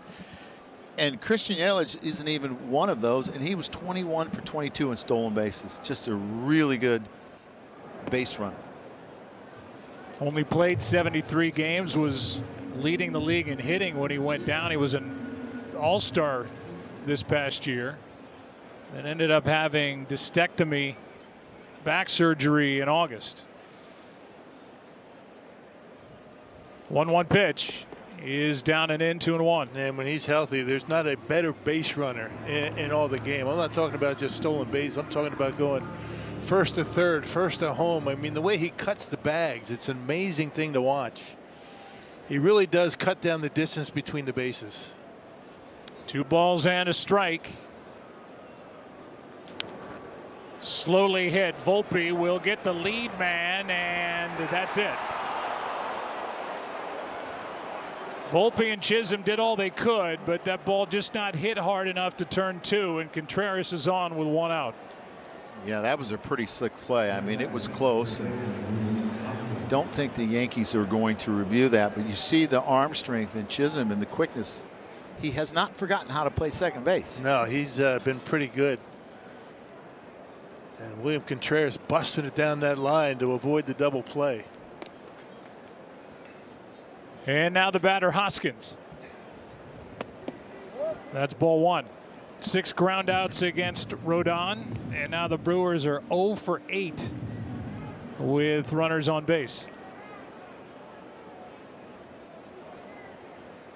Popped 26 home runs last year with that low average, healthier this year with the knee, and takes a strike. And had a really good spring training, was looking good, not just at the plate, but his mobility around first base. As we were talking to him earlier in the game, finally had a normal spring training. Here's a 1-1. Ball 2. something I found interesting. He swung at the first pitch of the game. Now, Reese does not swing at the first pitch very often. He's a guy that led the National League in pitches per plate appearance, but he was trying to jump him knowing that he was going to probably get a first pitch fastball, but that's what he did in the NL. Always been patient, gets deep into counts. Ahead on the count here, and now the count even 2-2.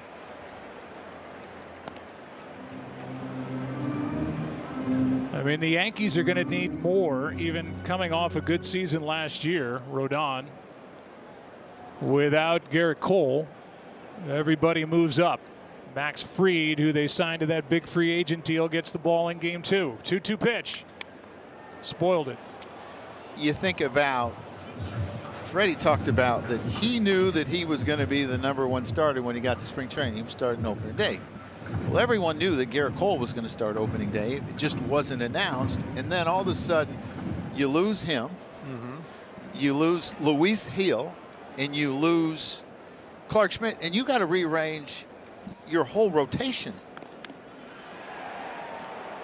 And they didn't move Max Fried. Max Fried was scheduled to be Saturday starters. We see him right there. And they had to manipulate Carlos. That's not easy to do, because you go to spring training with a plan and all the side sessions and the BPs are set up. The first game, when you start, now all of a sudden you got 2 starters that go down, and then that's not easy to do. But you'd rather get moved up in the rotation and moved down, right? Yeah, well, I think everybody got moved up because of all the injuries. Yeah. And Marcus Stroman showed up as the odd man out, looking to, I'm a starter, is what he said. And about an hour later, he was the #3 starter. Yeah. Here's a 2-2 pitch. Hoskins doing a good job of spoiling some of these Rodon deliveries to stay up there. Just really uncomfortable out there on that at bat in this sequence. He's just trying to get the bat on the baseball. It's been impressive watching both of these guys attack these offenses today. Now Tim Hill, the left-hander, has joined Leiter in the bullpen for the Yankees. Here comes another 2-2 pitch. 8th pitch of the at-bat. And it'll be at least 9. I mean, I'm sure Aaron Boone was probably hoping to get Carlos Rodon through Sal Frelick, but he may not be able to now with the bat that Reese is putting on him, and it changes the whole complexion of how you get through this game. This could be a turning point, this at bat. I mean, who wins this long battle, right? Does the pitcher get it? Does Reese get one to hit? They say the more pitches you see, the more comfortable you are up at the plate. We'll see. 2 balls, 2 strikes.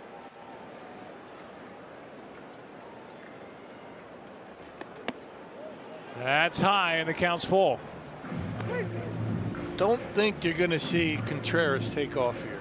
He's not one of those guys that's going to steal a lot of bases, but Reese is a big strikeout guy.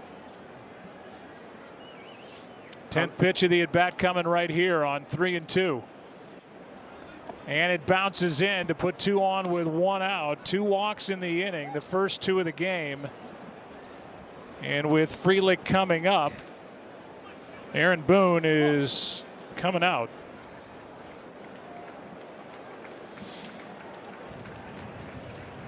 You've got Frelick coming up, Hill and Leiter in the bullpen. 1-run game, the 6th inning on opening day.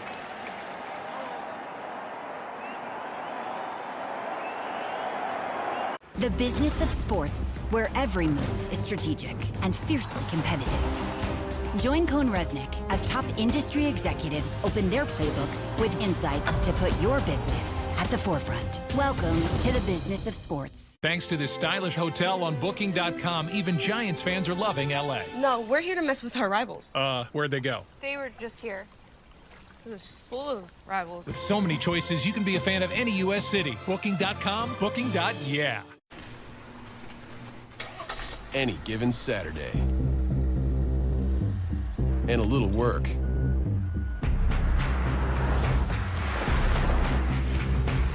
And a little play. Hey, little help? And a truck that says no to nothing. Hi, Dad. Can I get them a ride? Yeah. The Silverado Trail Boss and Chevrolet. Together, let's drive. It's all the same, business and baseball. The data gives you the framework in which to go out and compete. It's the hypotheticals. What happens if this happens? What if it's a line drive? What if it's a ball in the gap? You're doing all kinds of possibilities so that when it happens, you can make the right decision. Making those key decisions at key moments and then knowing the impact, that's the magic. Sage AI-powered finance solutions are helping business leaders like Cal Ripken Jr. make smarter, faster decisions. I guess I'm not the easiest person to please. I like things just right. That's why I love Redfin. They show me homes that are perfect for me. Not too big, not too small. Yeah. It's like they know me. I mean, the Bears love having me here. We're like family. You wanna know what sucks? But it's time for me to spread my wings and find a place of my own. Ooh, this one's just right. I know Baby Bear will miss me. Carlos Rodon had an outstanding day today, going 5 1/3 and striking out 7, and it was because he located his fastball in the corners, whether it was away from right-handers or in, and then he had a devastating slider that went down and in and got a number of strikeouts on that, so he had a really good day. Gets the Yankees into the 6th inning and turns it over to Tim Hill, who was a ground ball machine. Interesting arm angle, really tough on left-handers. Tim Hill, that sidearm delivery. Into the game to face Sal Frelick with 2 on 1 out, and a foul starts the at-bat. Hill, one of 3 lefties in the bullpen for the Yankees. They added Ryan Yarbrough late after he was cut loose by Toronto. Yeah, I think it's a really good addition to help Tim, but he did a really good job with the Yankees last year. And again, there are so many balls hit on the ground. Probably can't turn to on Sal unless he hits a bullet, maybe to the second baseman, Jazz, but you want to keep the ball on the ground, so it makes it tough to score. Lead runner is Contreras. Trail runner is Hoskins. Strike 2. Now, Joe, you were talking about shortening the outfield. Looks like they have done that in this at bat. A little bit more shallow, maybe trying to cut off that run should Frelick dump one into the outfield. He's got 2 softly hit singles in this game, but he's 2 for 2. Dealing with another left-hander, waits for the 1-2. Outside, 2-2. For all our exit velo fans, Frelick's 2 singles, 67.1 and 87.1. For all the old school fans, they count as line drives in the box score. 2 rockets. There's another foul. Exit velo's overrated. It's not how, it's how many in this game.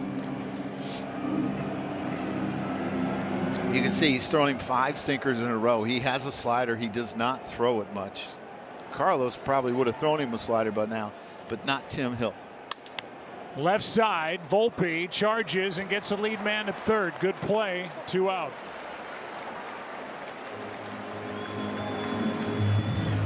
You know, that's a communication play where Anthony Volpe has to remind Cabrera at third base, look, if it's to my left, I'm going to second. If it's to my right, go to third base so I can throw it to you and get the lead runner.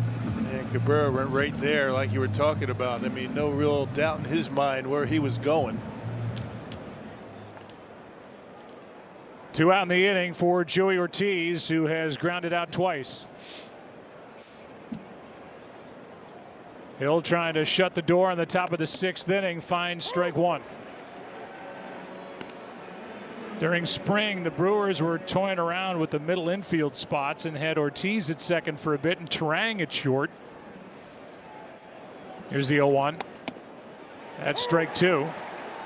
And a little tendonitis in the throwing shoulder for Terang, so they put him back at second and put Ortiz at short as they try and fill the void left with the departure of Willy Adames. 0-2 pitch is in the dirt. I think defense is going to be just fine up the middle for the Brewers. Replacing Adames' offense, that'll be another issue. Defensively, they're going to be strong. I mean, the best defensive team in the National League last year. Adames, 32 home runs, 112 RBIs, took his talents to San Francisco. 1-2 pitch. Reaching for it, slow roller, gonna be tough. No play and a base hit. So the little clunker down the third baseline, Oswaldo Cabrera wisely did not try and get the runner Ortiz going down the line, and it's bases loaded with Mitchell's spot coming up, and instead it'll be Isaac Collins off the bench. Well, I know how much you love exit velocity. Yes. That was 23.9. Will that be the slowest hit all year? Overrated exit velocity. It's Come on. not how hard, it's where. Yeah.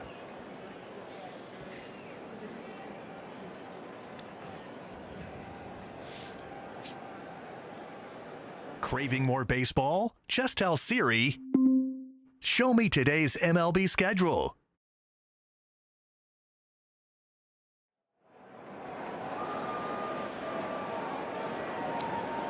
Well, Aaron Boone sent the pitching coach out to talk. That was Matt Blake, who went out to have a conversation. The bases are loaded with 2 down. The batter is the pinch hitter, Isaac Collins. Batting for Mitchell. What a spot for Collins. His first opening day, and he takes a strike. And Collins, a Rule 5 selection by the Brewers from the Rockies. Got him back in 2022. Next pitch is outside, 1-1. You see the numbers, only 18 at bats last year. It's a pretty crowded outfield with all these young players, and you get a switch hitter here hoping that he can do something against Tim Hill. What a chance for Collins. He takes strike 2, 1-2.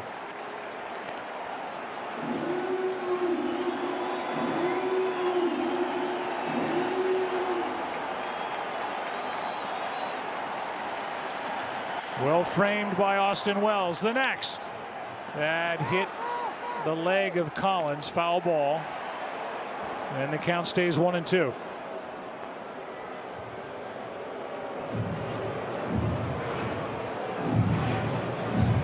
That's what he sees. He sees the pitcher just his feet in the sun and a bunch of shadows. Got him on the foot. Yeah, first pitch that he's thrown him, that hasn't been on the outside corner. Bases loaded, 2 out, 1-2 pitch. Ball 2. With Austin Wells the catcher, the pitcher Tim Hill, and a couple members of the defense for the Yankees headed for the dugout. And a manager yelling at the umpire.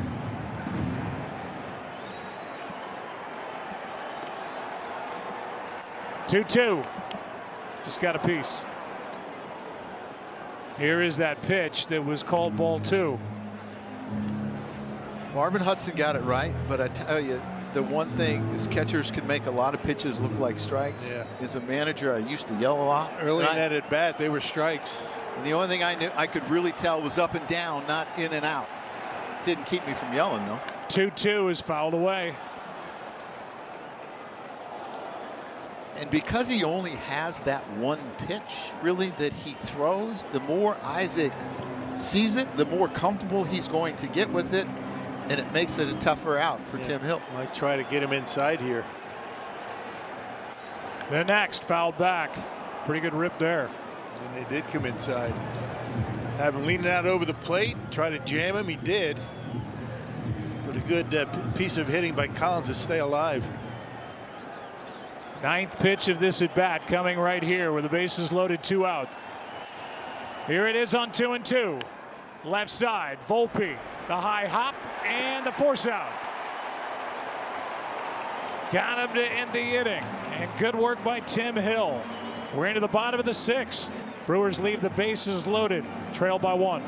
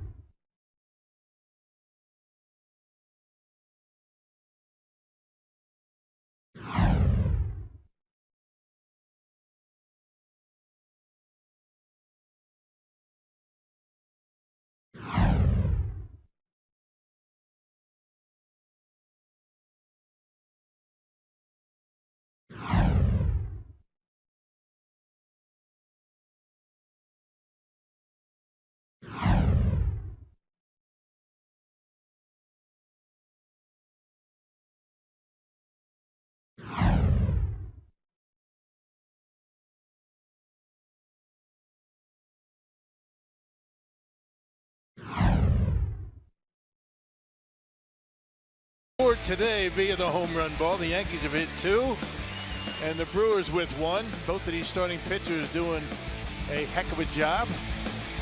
You would expect nothing less on opening day at Yankee Stadium.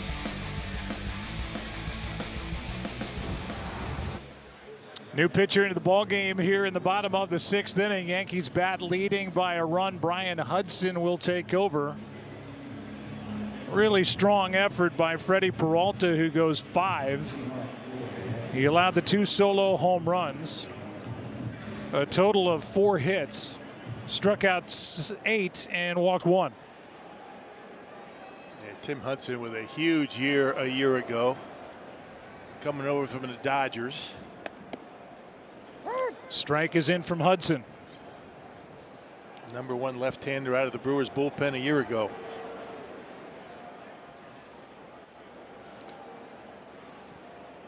Here's the 0-1. Take a look at StatCast, powered by Google Cloud, and for Cody Bellinger since 2021, his contact rate. Yeah, it really changed when he went to Chicago, and it made him a much better hitter. But with the contact rate, the hard hit rate went down, and it was actually a little bit below major league average. But he was very successful, hit left-handers, was not striking out nearly as much in the teens. It was a much tougher out. A lot of that approach has to do with the hitters around you, right? Don't you think? I mean, if you're on a team with a bunch of boppers and you're going to hit home runs like the Yankees, you're not so concerned about hitting 30, 40 home runs, right? 3-1 pitch is down, and a leadoff walk is handed to Cody Bellinger to start this 6th inning. As we send it to Kevin. Kevin?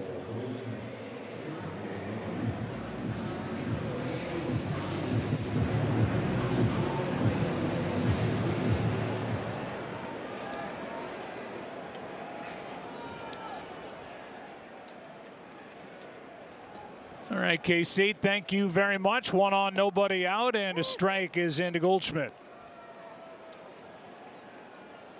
Must have been some prerequisite that you had to be sidearmed to pitch in the 6th inning if you came out bullpen today.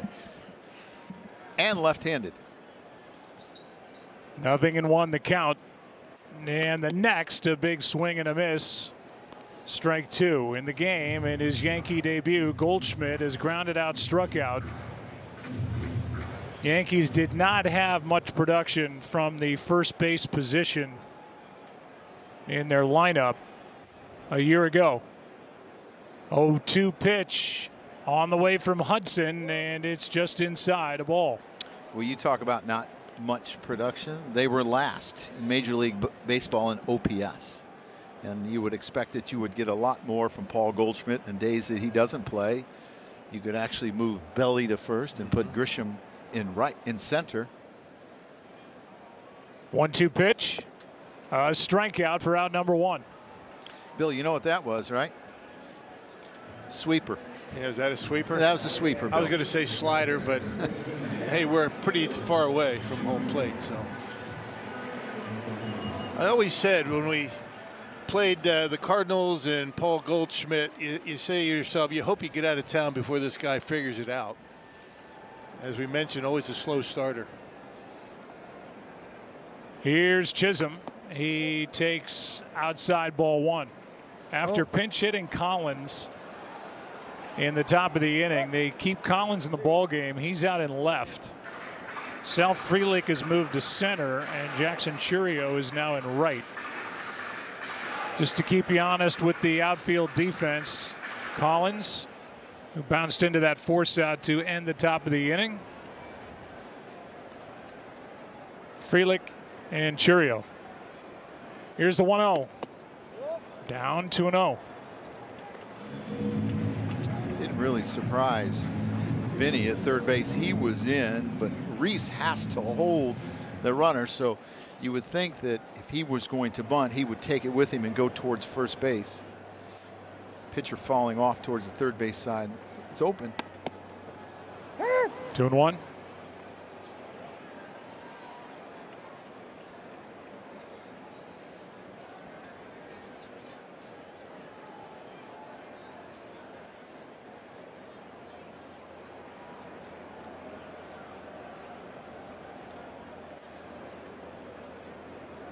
Hudson behind in the count, misses. It's 3-1.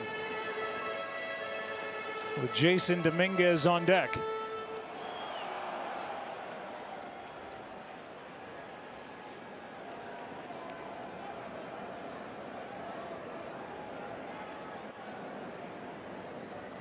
A walk, a strikeout, and now another walk. Ball gets away. Bellinger will stop at second. 2 on, 1 out. Coming up tonight after the Tigers and Dodgers meet, it's NHL action. The Kings take on the Avalanche at 10 o'clock on ESPN. Both teams in the playoff hunt. 3 weeks left in the regular season. About 10 games or so. Colorado third in the Central, 91 points. The Kings second in the Pacific with 89. And now a meeting out on the mound is Chris Hook, who's done such a good job with this pitching staff of the Brewers over the years. In his 7th year, goes out to talk. Yeah, doesn't get enough credit. I mean, Chris Hook, one of the best pitching coaches in the game, taking guys that have had so-so careers up to the point where they get to Milwaukee. You know, Chris Hook and Jim Henderson, the assistant pitching coach, they have the pitching lab. And they get these guys to become very productive relief pitchers. And Hudson has been one of them. Unusual to see him walk a couple of guys in an inning. 1-run ball game, and Hudson trying to keep it that way. Dominguez is grounded out twice.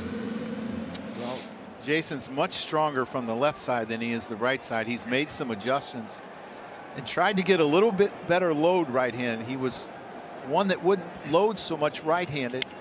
Here's a little floater on the infield. Hoskins, with the infield fly rule in effect, pulls it in. 2 out. Isn't it amazing how pitching coaches go out there and right away you get an out? Yeah, I used to tell Larry Rothschild he'd go out and get a double play, and I would say, why'd you wait so long, you know? Go a little bit earlier. Here is Anthony Volpe, who will dig his way in. Trying to make Hudson pay for the 2 walks. 2 on, 2 out. Bryan delivers in a strike.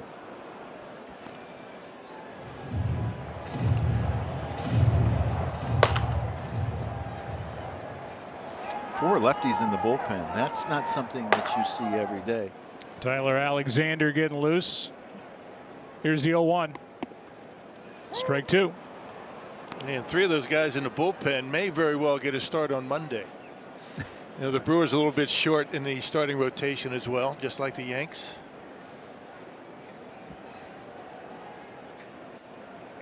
Runners at first and second, 2 out. 0-2 pitch is on its way. Fouled away. Well, the Brewers have 9 guys listed in their bullpen, but Uribe is not available because he's serving a 4-game suspension.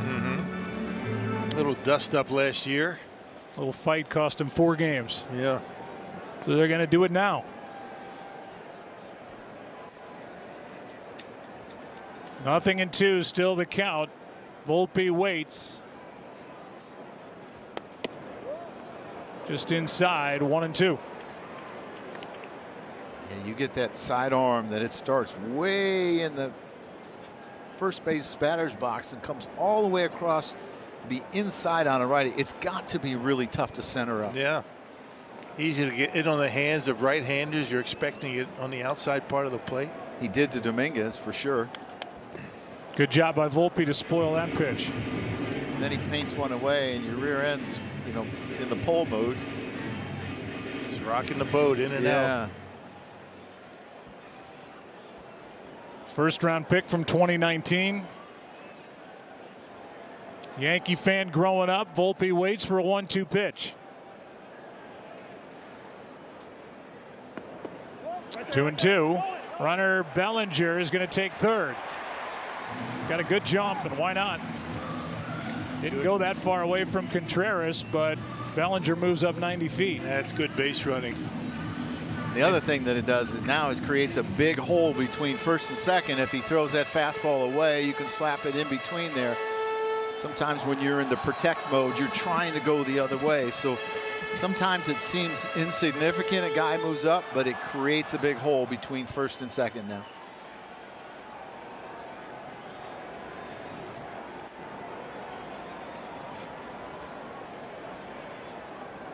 Here is a 2-2 pitch. Full count, runner at first, as Chisholm Jr. will take off. Goes down as a pass ball, by the way, on a ball that allowed Bellinger to move up to third. It hasn't been pretty, but Brian Hudson has a chance to get out of it with one good pitch. And time called. You know, Bill, we talk about the shadows for hitters. I always thought it was worse for the catcher. Yeah. The ball, we saw the couple balls get by Contreras, and that's not who he is. It's really tough for catchers to see right now. 3-2 pitch, foul, and that was ripped. Then you get those shadows, then you have twilight that starts to set in as the game goes on. Early in the game, on a night game, sometimes when you have that twilight situation, it can be difficult. If it's difficult on the catchers, it's difficult on the umpire. Yes, it is.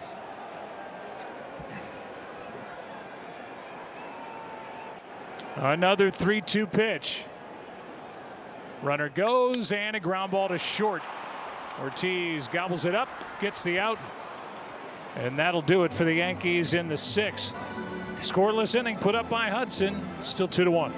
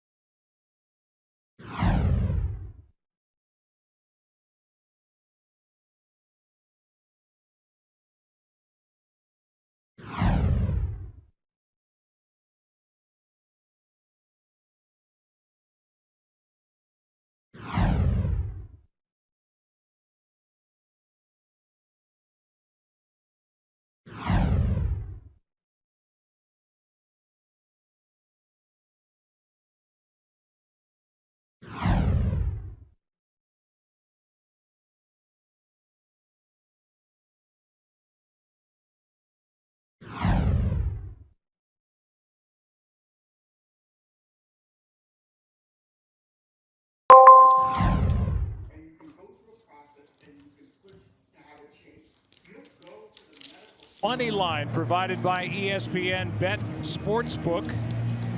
Right now, new ESPN Bet Sportsbook customers can get $100 in bonus bets after you make your first $10 wager.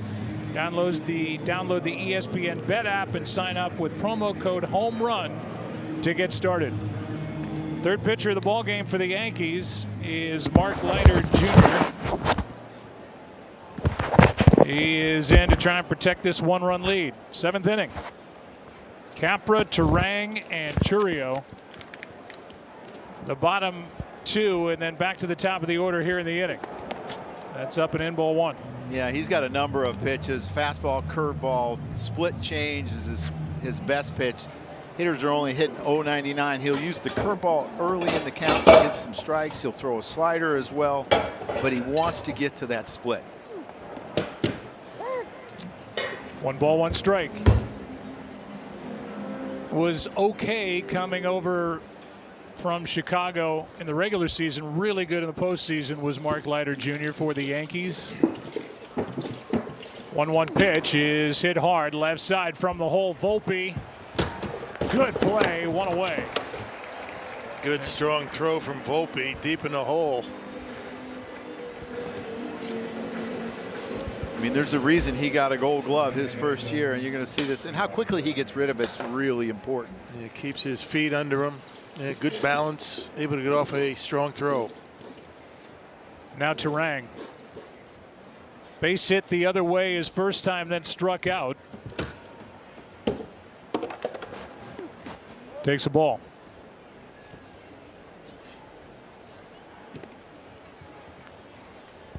Mark Leiter was a guy with the Cubs that seemed like every jam they were in, they brought him in. And he was expected to get a strikeout and go through the tough times. As you said, he struggled a little bit when he came here, but he was great for them in the playoffs.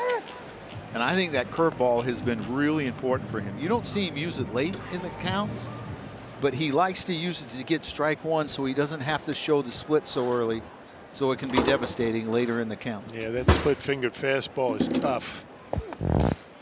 There Good it is. two-strike pitch. 1-2 the count.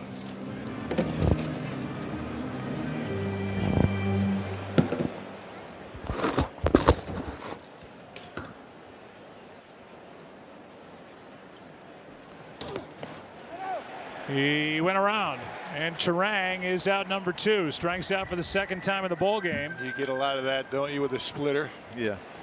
Yeah, he got ahead with the curveball, and then he went to the split and got him to check swing on that one. But you can see the movement on it. And in these shadows, it's got to be really tough to pick up. Now Churio, who has struck out 3 times in the ball game. He's happy that Carlos Rodon is gone. Very late swing. Didn't pick that one up at all. Strike one.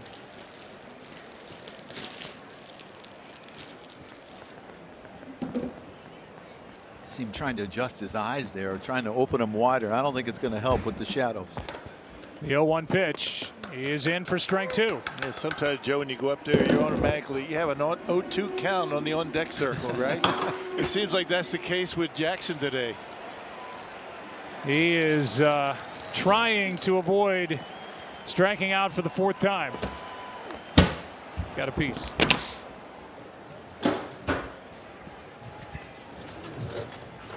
Young man's going to be pitched tough all season after what he was able to do a year ago. Yeah, he's not going to sneak up on anybody this year because of what he did the second half of the season, which you talked about. Ended up with 21 home runs, 79 RBIs, stole 22. 0-2 pitch. Ball 1. Pretty good recognition of that split right there. Or he just didn't see anything and just stood there. He knew he was going to throw it. He said, I'm just taking this. It's going to be below the zone. 2 out, bases empty. 1-2 pitch. Struck him out, and Churio with 4 Ks on the day. Bottom of the 7th.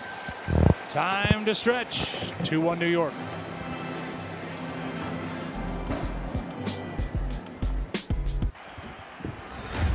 The business of sports. A $1 trillion global industry where every move is strategic, fiercely competitive, and the playing field is always changing. Join Cohn Resnick as top industry executives open their playbooks for success. With game-changing insights to put your business at the forefront. Welcome to the business of sports. With so many choices on Booking.com, like this waterfront hotel, even Yankees fans are loving Boston. Oh, no. No, we're just keeping tabs on our rivals. While enjoying your hotel's view of the harbor. Is that what that is? And their well-reviewed clam chowder. That's all they had. Yeah. And are those your kids dressed as Boston lobstermen? Not our kids. We're not? Hun. With millions of possibilities, you can be a fan of any U.S. city. Booking.com, Booking.yeah. You found a place of complete focus. You ordered your thoughts and mastered your mind.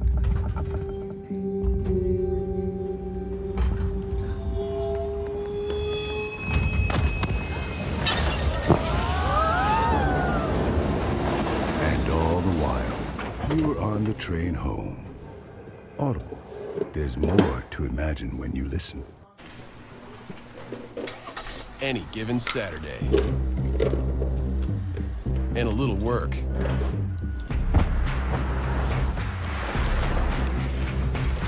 And a little play. Hey, little help? And a truck that says no to nothing. Can we get them a ride? Yeah. The Silverado Trail Boss and Chevrolet. Together, let's drive. The business of sports, where every move is strategic and fiercely competitive. Join Cone Resnick as top industry executives open their playbooks with insights to put your business at the forefront. Welcome to the business of sports. Over the years, you've built equity in your home. And when you need money for life's necessities, your home can pay you back. Let us show you how you could access $45,000 or more. Visit us online at loandepot.com today. Thanks to this waterfront hotel on Booking.com, even Yankees fans are loving Boston. Oh, no, we're keeping tabs on our rivals. We love Boston. Hun. With so many choices, you can be a fan of any U.S. city. Booking.com, Booking.yeah. Any given Saturday. And a little work.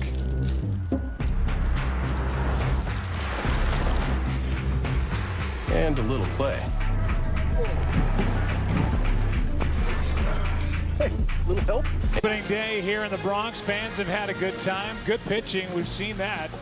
We've also seen 3 solo shots. Austin Wells went deep. Anthony Volpe went deep. Vinny Capra went deep. That's all the scoring. There's Capra's home run into left. 3 solo shots. That's it. 2-1 ball game, bottom of the 7th inning. Starters outstanding. Freddie Peralta, Carlos Rodon. And the Brewers will employ their 3rd pitcher of the ball game, Jared Koenig, who takes over for Brian Hudson. Another left-hander coming out of the pen. And Koenig will deal with Rice, Cabrera, and Wells here in the 7th. Yeah, he was terrific a year ago. A 9-4 record, a 247 earned run average. He had a save. They used him as an opener 6 times last year. Did a good job in that regard. Getting an opportunity here today. Ben Rice hit a rocket off the wall in right his last time up. Really added a lot of bulk, added some muscle. It paid off during the spring, and when we talked to Aaron Boone before this game, he said he can really hit. And I just have the feeling that, you know, every once in a while you get some breakout player that nobody's talking about much over the offseason. I'll go with what Aaron Boone says. If he thinks this kid can hit, then I think he can hit too. Well, he burst onto the scene his first 17 games where he hit 4 homers. He had a 3-homer game, and then it kind of went awry. And sometimes you get caught up with the home run, but I think he has really good command of the strike zone. Like you talked about, he put on a lot of muscle, and it was all upper body strength, and it's really shown up in spring training. Hey, opening day continues on ESPN. Tigers are in LA to take on the Dodgers.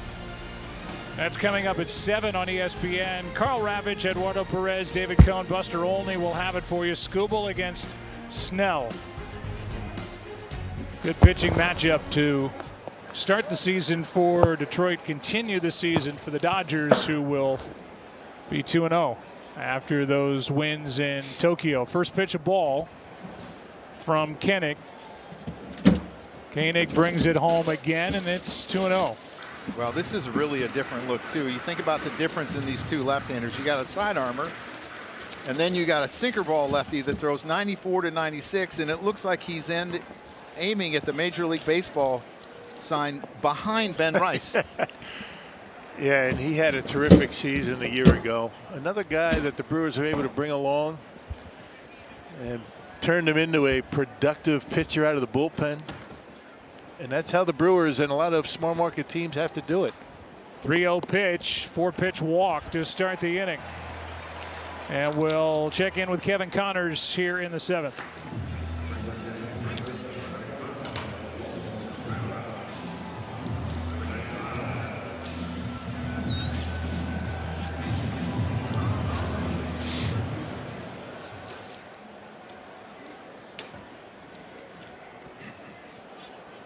All right, thank you. Well, it's a leadoff walk here in the 7th inning. Crochet, he's just scratching the surface, isn't he? He's got a great arm, yeah. Think about he's over in Boston. Now, Boston, when everyone's healthy, their rotation is going to be pretty good. And with the addition of Bregman, I like their line. That's going to be a tough club. I mean, I think they're going to be in it to the end. I think Baltimore will be in it to the end. Swinging strike. It's 0-2 on Cabrera. And the other thing about this left-hander is how he lands closed. I mean, there aren't a lot of people that land. It's really throwing across your body. It's a real different look. It doesn't look comfortable, but it really works for him. It probably helps his sinker. 0-2 pitch is in the dirt. Good job by Contreras to keep it at the plate. And it's 1-2. Yeah, about as athletic as you can get behind home plate with William Contreras. I mean, he is about as athletic as it gets back there, even on one knee, able to keep that one in his glove. Well, that's one of those do or dies. You're not meant to block fastballs. It's right. You either pick it or you don't. You don't expect it in the dirt. A leadoff walk, now the 1-2, up and away, not close. 2 balls, 2 strikes. Back to the top of the order, and Austin Wells next. How about the difference in those 2 pitches? He pulled the heater, bounced it, and then he over adjusted and up and away. Almost airmailed it. Stay loose, William. Here is 2-2. That's into center field, a base hit. A walk, a single, and the Yankees with a chance now to add to their 1-run 7th inning lead. Austin Wells back in the 1st inning made history. First catcher in big league history to hit a leadoff home run on opening day. He's also the first Yankee ever to hit a leadoff home run on opening day.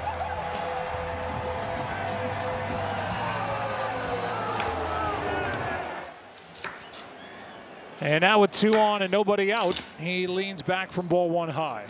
Can again get some ground balls. He could use one right now.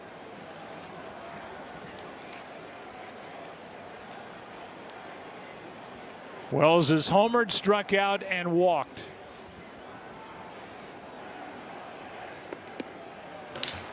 Talked about Austin Wells leadoff home run. Brett Gardner, I believe it was, in spring training. First game of the season. Led off with a home run, and as he ran by Derek Jeter, Jeet told him he can go nothing but downhill from here.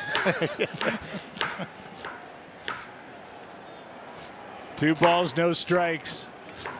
Opportunity for the Yankees. There's a strike, 2-1.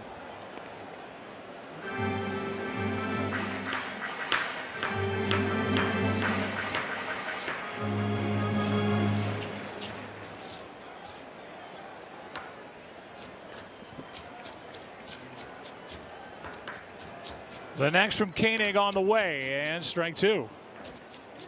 But he talked about his ability to get ground ball. You could see how Wells was on top of that. That late sink that he gets on top of it. Got on top of it a little bit too much to be a ground ball.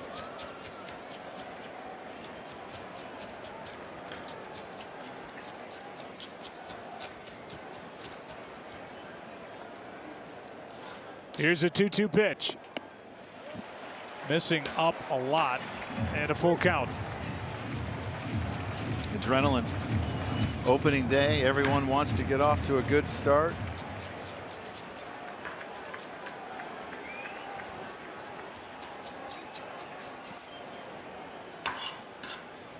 Three-two pitch headed home. It's a pop-up on the infield. Capra at third base has it, 2 on 1 out. And in steps Aaron Judge.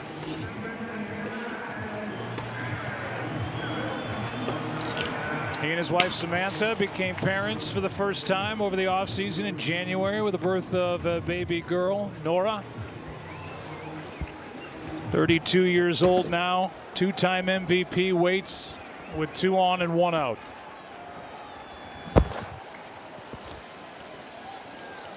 Here it is. Ground ball third, hits the bag. Fair ball. One run will score. That's Rice. Into second is Judge, and it's a 3-1 ball game. Yankees into their lead here in the 7th.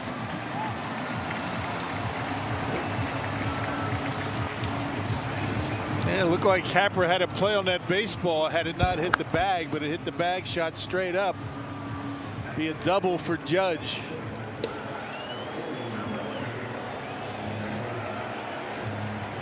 Yeah, might have been a double play.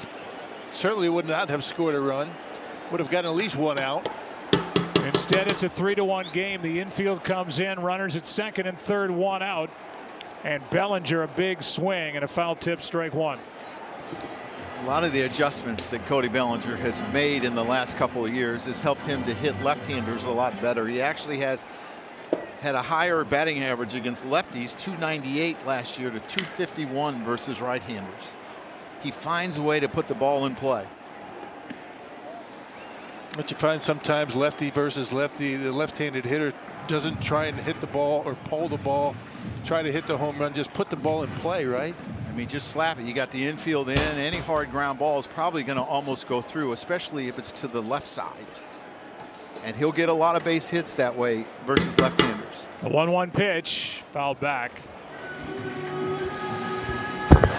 Bellinger, National League MVP in 2019. He was Rookie of the Year in 2017, the same year Aaron Judge was Rookie of the Year here with the Yankees in the American League. Hitting back-to-back now in the Yankees lineup. Traded from the Cubs. 1-2 pitch, 2-2. Giancarlo Stanton gets back. They have a chance to have 4 MVPs in the same lineup. Paul Goldschmidt as well.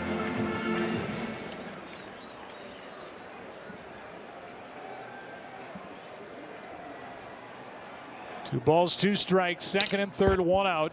Infield is in. Bellinger gets under it and skies it into shallow right. Churio is there. Cabrera tags. He's coming and makes it to make it 4-1. And not a very good throw by Churio out and right. If he puts it on line, I think they got the out. Ball sailed on him up the line. It looked to me like Luis Rojas, the third base coach, put up the stop sign, didn't send him, and Cabrera just went. Yeah, not very deep. Good throw. Either holds him or gets him at home plate. Well, you could see that he was fighting the sun, so it's hard to get behind the ball and really concentrate on making the throw. You're concentrating so hard on just catching it. Rough outing for Koenig. 2 runs on the board for the Yankees in a 4-1 game. Google Cloud AI knows that 102-mile-per-hour exit velocity with a 38-degree launch angle and the fact it's 95 degrees out means that ball's going to carry 6.6 feet further. This guy's on fire. Catch the game like never before with Google Cloud AI. You mastered your mind.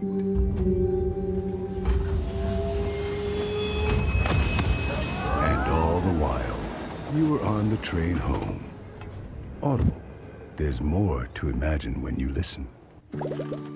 Over the years, you've built equity in your home. And over the years, life happens. And through life's ups and downs and ups again, when you need money for some of life's necessities, now your home can pay you back. Let us show you how you can access $45,000 or more. Give us a call or visit us online at loandepot.com today. The business of sports. A $1 trillion global industry where every move is strategic, fiercely competitive, and the playing field is always changing. Join Cohn Resnick as top industry executives open their playbooks for success. With game-changing insights to put your business at the forefront. Welcome to the business of sports. With so many choices on Booking.com, like this waterfront hotel, even Yankees fans are loving Boston. Oh, no. No, we're just keeping tabs on arrivals. While enjoying your hotel's view of the harbor. Is that what that is? And their well-reviewed clam chowder. That's all they had. Yeah. And are those your kids dressed as Boston lobstermen? Not our kids. We're not? Hun. With millions of possibilities, you can be a fan of any U.S. city. Booking.com, booking.yeah. Well, for Jared Koenig, he ends up going 2/3 of an inning. He's allowed a couple of runs on 2 hits. Got a bad break on that ball hit by Judge that went off the bag.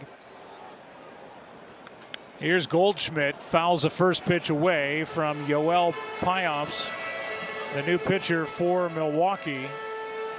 And the 4th pitcher of the game for the Brewers, an off day tomorrow.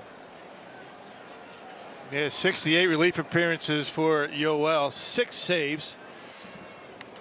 That is off the end of the bat into right, and Churio makes the catch before it hits the grass, and the inning is over.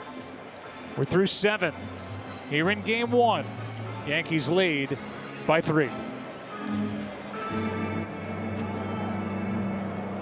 Anticipating the market forces that can drive competitive advantage?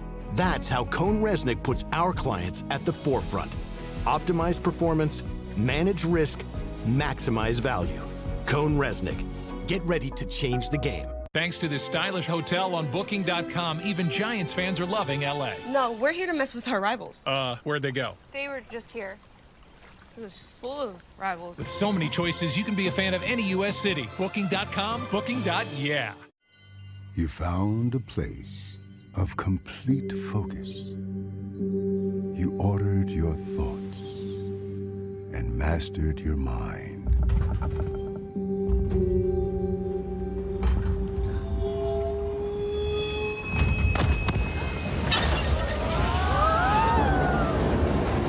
And all the while, you were on the train home.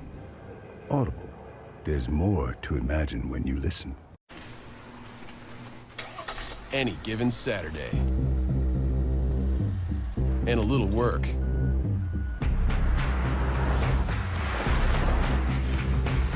And a little play. Hey, little help? And a truck that says no to nothing. Hi, Dad. Can we give them a ride? Yeah. The Silverado Trail Boss and Chevrolet. Together, let's drive. It's all the same, business and baseball. The data gives you the framework in which to go out and compete. It's the hypotheticals. What happens if this happens? What if it's a line drive? What if it's a ball in the gap? You're doing all kinds of possibilities so that when it happens, you can make the right decision. Making those key decisions at key moments and then knowing the impact, that's the magic. Sage AI-powered finance solutions are helping business leaders like Cal Ripken Jr. make smarter, faster decisions.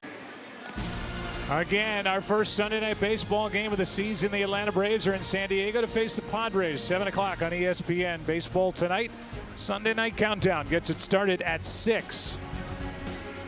So we are into it. Games are for real. And here in the 8th inning, couple of defensive changes for the Yankees. The biggest one is that Luke Weaver takes over on the mound. Did a good job taking over last year as the closer. That job now belongs to former Milwaukee Brewer Devin Williams, who, if things stay the way they are, we will see, you would think, in this ball game as Christian Yelich leads off and takes a ball high. The Yankees put Trent Grisham in the game. He's in center, and Cody Bellinger moves from center to left. So Jason Dominguez, who is still learning left field, is out of the game. Here's a 1-0. Yelich takes a strike. Yeah, Luke Weaver came in, and he was originally a starter, and then they moved him to the bullpen, 62 games, 84 innings, and he just kept getting better and better and better. He's an outstanding changeup with a lot of good depth. His velocity went up, and he found himself being the closer at the end of the year. That misses for ball 2. 2-1.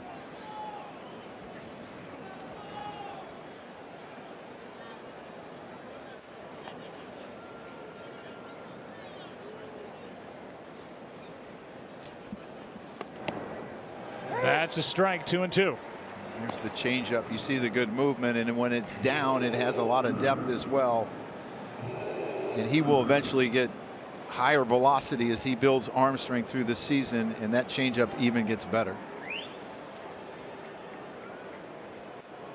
2-2 pitch is foul. Is that what they do here? I just heard the sound effect of Darth Vader. Yeah. With Luke on the mound. Is it 2 strikes and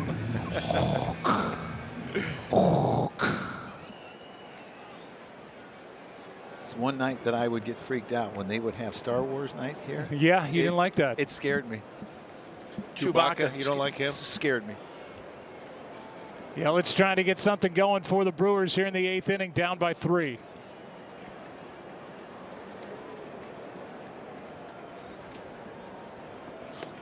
Strikeout starts the 8th. Just outstanding location. He had thrown him a couple changeups away. The second one was down. Then he goes completely up in the zone and inside, and it's just hard to get to. Yeah, got him to chase the high fastball. Does a good job, does Weaver, keeping the ball in the ballpark. Gave up only 10 homers last year. It's now 10 strikeouts rung up by Yankee pitchers in this game. Rodon, Hill, Leiter, and now Weaver. 1 out. Here's William Contreras, strike 1. When you look at their pitching last year, they were 3rd in the American League in strikeouts. Now, they had a few too many walks, and it'd like to be something that you cut down, and they've done that so far in this game, and that's been a big part of their success, because you know that Milwaukee's going to run when they get on.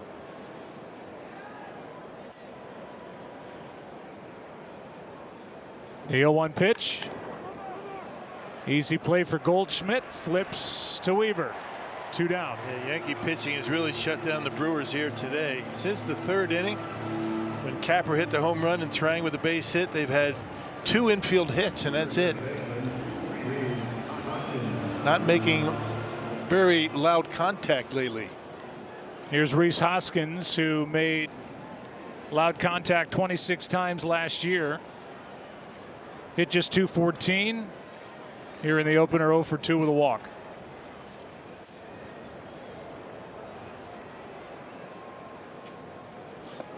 Weaver with strike 1.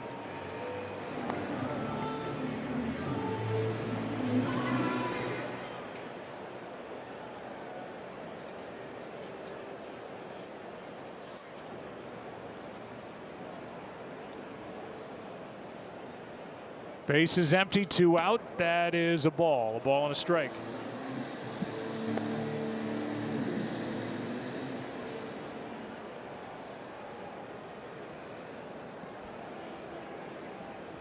Milwaukee won 93 games last year, won their division by 10. Yankees, winners of the East, won 94, ended up in the World Series and came up short. That misses down and away. 2-1.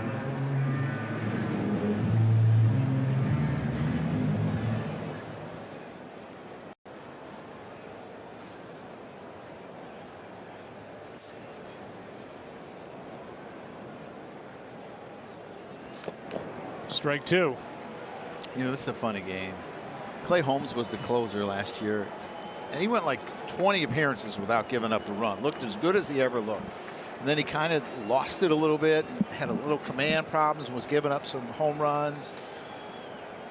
Luke Weaver ends up being the closer at the end of the year, and Clay Holmes is now a starter. Now, I don't remember the last time he started. He's opening day starter for the Mets. So that foul tip catch the right shoulder of Austin Wells.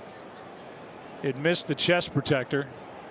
I know the guys to my right miss foul tips like that. Opening day and already. You know, the only thing foul tips are good for is when someone tells you to do something and you forget. A lot of foul tips. Yeah. Right? What'd you say? A lot of foul tips. I don't remember you telling me. That's Bill Schroeder. That's Joe Girardi. I'm Joe Buck. And it's been fun. You know, when it was determined that I was going to do this game, I said, well, who do you want to work with? I had 1 first-round pick, and I traded back into the first round. And you were my 2 first-round picks, and here we are. And we're almost finished. We're in the 8th inning of what's been a pretty well-played, well-pitched game so far. Just not a lot of hits. What a great day, right? I mean, Yankee Stadium opening day with you guys. What a blessing. Really fun. 2-2 pitch is down and away. Full count as Hoskins tries to get on for Frelick. The only difference between today and when you were a kid and you used to come to opening day here is you didn't have to skip school. Yeah, right. And I got a better seat today. Yeah. Here's a 3-2 from Weaver on its way. And a 2-out walk. Spent a lot of time in the upper tank and loved every minute of it. 2-hour drive for you. How many games would you go to a year? Yeah, maybe 2 or 3, That's something like that, But walking into this ballpark, or the old ballpark, I should say, and seeing the green grass, I mean, there was nothing like it. Here's Sal Frelick. He's got 2 hits in this game. Takes a strike from Weaver. See, Cody Bellinger in left field has really moved in. He came in a little bit more on Sal. Grisham's probably a little too deep, I would say. They got him shaded toward left. Yeah. 0-1 pitch. This is really where you miss the presence of Willie Adames in your lineup. This is where he really came up big, right? I mean, 7th inning and on. One of the reasons why the Brewers were so good a year ago and come from behind victories.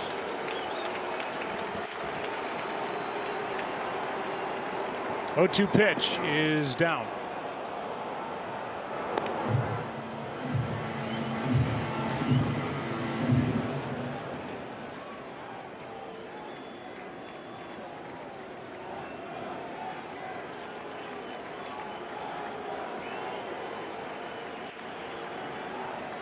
One-two pitch is down again. 2-2.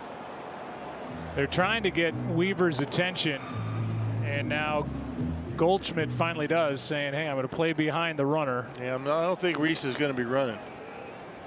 He would like to, though. I know that from management. Here is a 2-2 pitch. A strikeout ends the inning. And a scoreless frame put up by Luke Weaver. 2 strikeouts in the inning. Pitching has been good today for the Yankees, who after 7.5 lead it 4-1.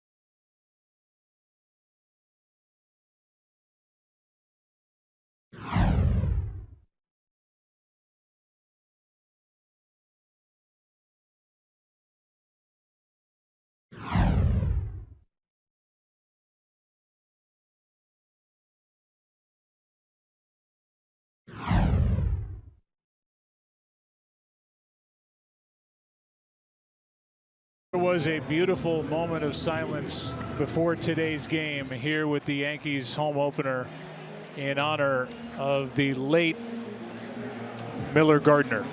Longtime New York Yankee Brett Gardner. He and his wife Jessica, their other son Hunter, they lost Miller this past week in Costa Rica. during spring break, 14 years old. And it's just hard to wrap your head around. Yeah, it's really difficult. Brett was one of the toughest players I ever managed, and just a great family man, and loved his boys, him and Jessica. And you know, we think about it like it's our family because you're together so much. Your kids grow up in the clubhouse and in the family room together. Aaron Boone talking about his daughter Bella, my daughter Lena, seeing those kids. It's heartbreaking to lose a kid. It is. It's just really difficult.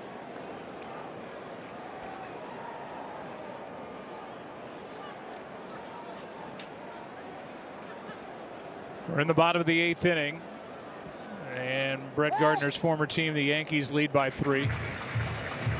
Jazz Chisholm is at the plate, leading it off, and in this game 0 for 2 with a walk.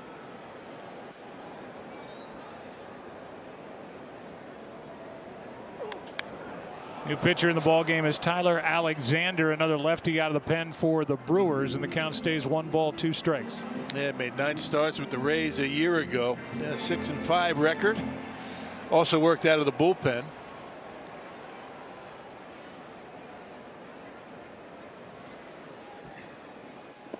Two and two. And Brewers picked him up as a free agent back in February. Unusual to have 4 lefties in your bullpen. Not sure how long that's going to last. They also have Connor Thomas, who is a young left-hander who was a Rule 5 pickup from the Cardinals organization. So they'll have to carry him this year or offer him back. Here is a grounder foul outside first. Still 2 and 2. You're going to need some guys that can maybe piece together a game with all the starters they have on the IL, and Woodruff and Myers and Ashby and Hall. It's going to be really difficult. And it becomes really difficult when you get in a stretch of 15 games in a row. Right. One piece of good news is that it looks like Jose Quintana, veteran left-hander, who has really done a number on the Brewers over the years, it looks like he's going to be ready to make starts probably around mid-April. And they can use him. 3-2 is strike 3. As Alexander starts this bottom of the 8th inning with a strikeout of Jazz Chisholm Jr.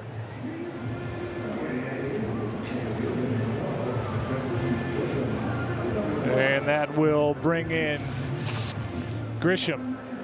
Here are just a few guys in the rotation. Although it's been a while for Woodruff. He was hurt in 2023, didn't pitch at all last year, but working his way back.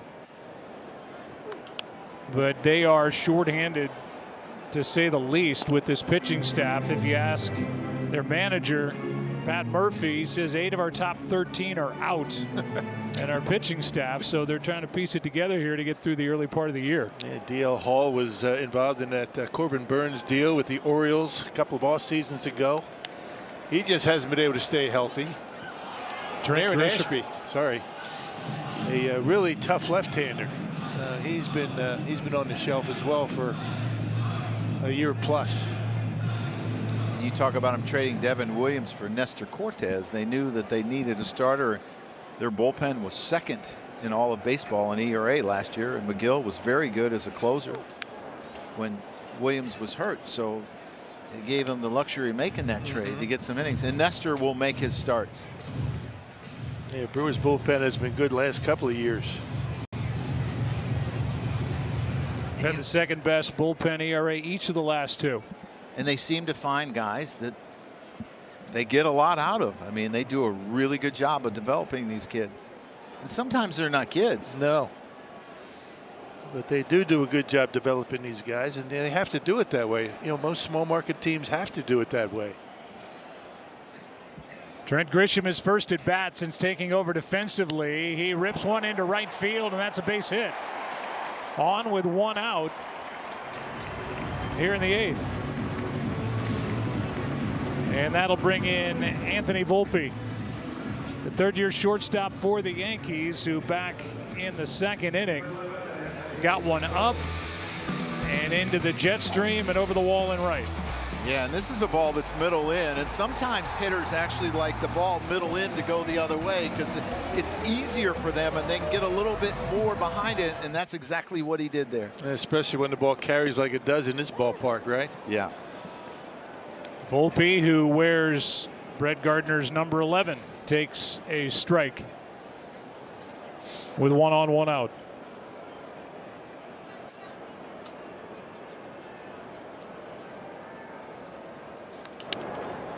Another one popped into right, this time the right fielder Churio, and he comes on to make the catch, 2 down. Stream MLB Network for the entire season, plus live audio for all 30 teams, no blackouts. Includes access to minor leagues, MLB Big Inning, and available pre and post games. Visit MLB.com/@bat for details. Here's Ben Rice.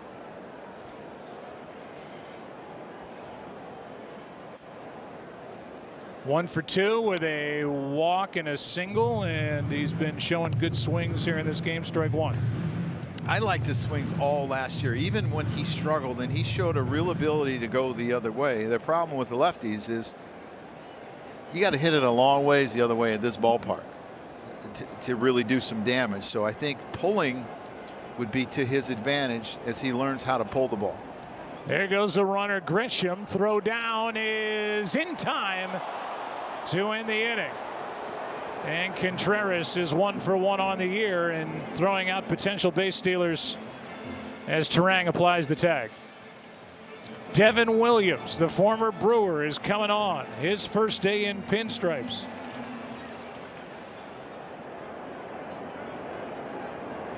The business of sports, where every move is strategic and fiercely competitive.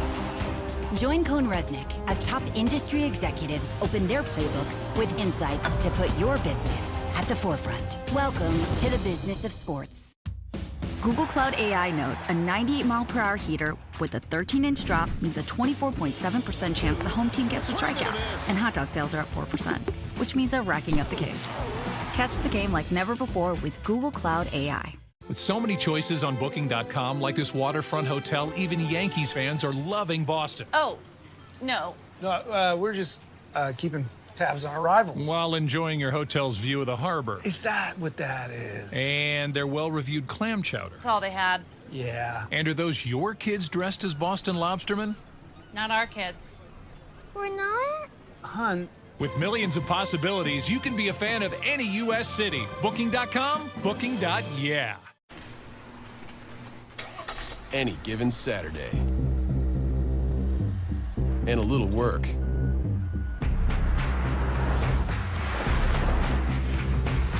And a little play. Hey, little help? And a truck that says no to nothing. Hi, Dad. Can I get them a ride? Yeah. The Silverado Trail Boss and Chevrolet. Together, let's drive.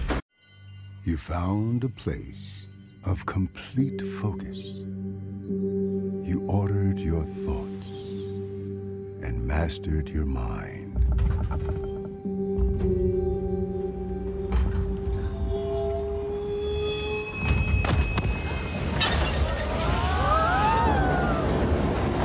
And all the while, you were on the train home. Audible. There's more to imagine when you listen. Well, here is the debut for Devin Williams, traded by the Brewers to the Yankees.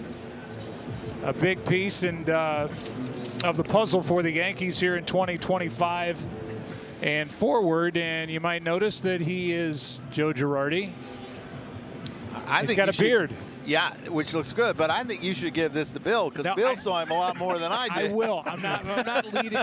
The only thing I'm leading to you, Joe, is that he has a beard. Is that he has a beard, and he seems to be the guy that, with Hal Steinbrenner, has said, well, you know, beards are important to some of these guys, and because Devin said, hey, it could play into believe it or not, free agency, that they've kind of relaxed the rule on facial hair with the Yankees. And I love it because he's your closer.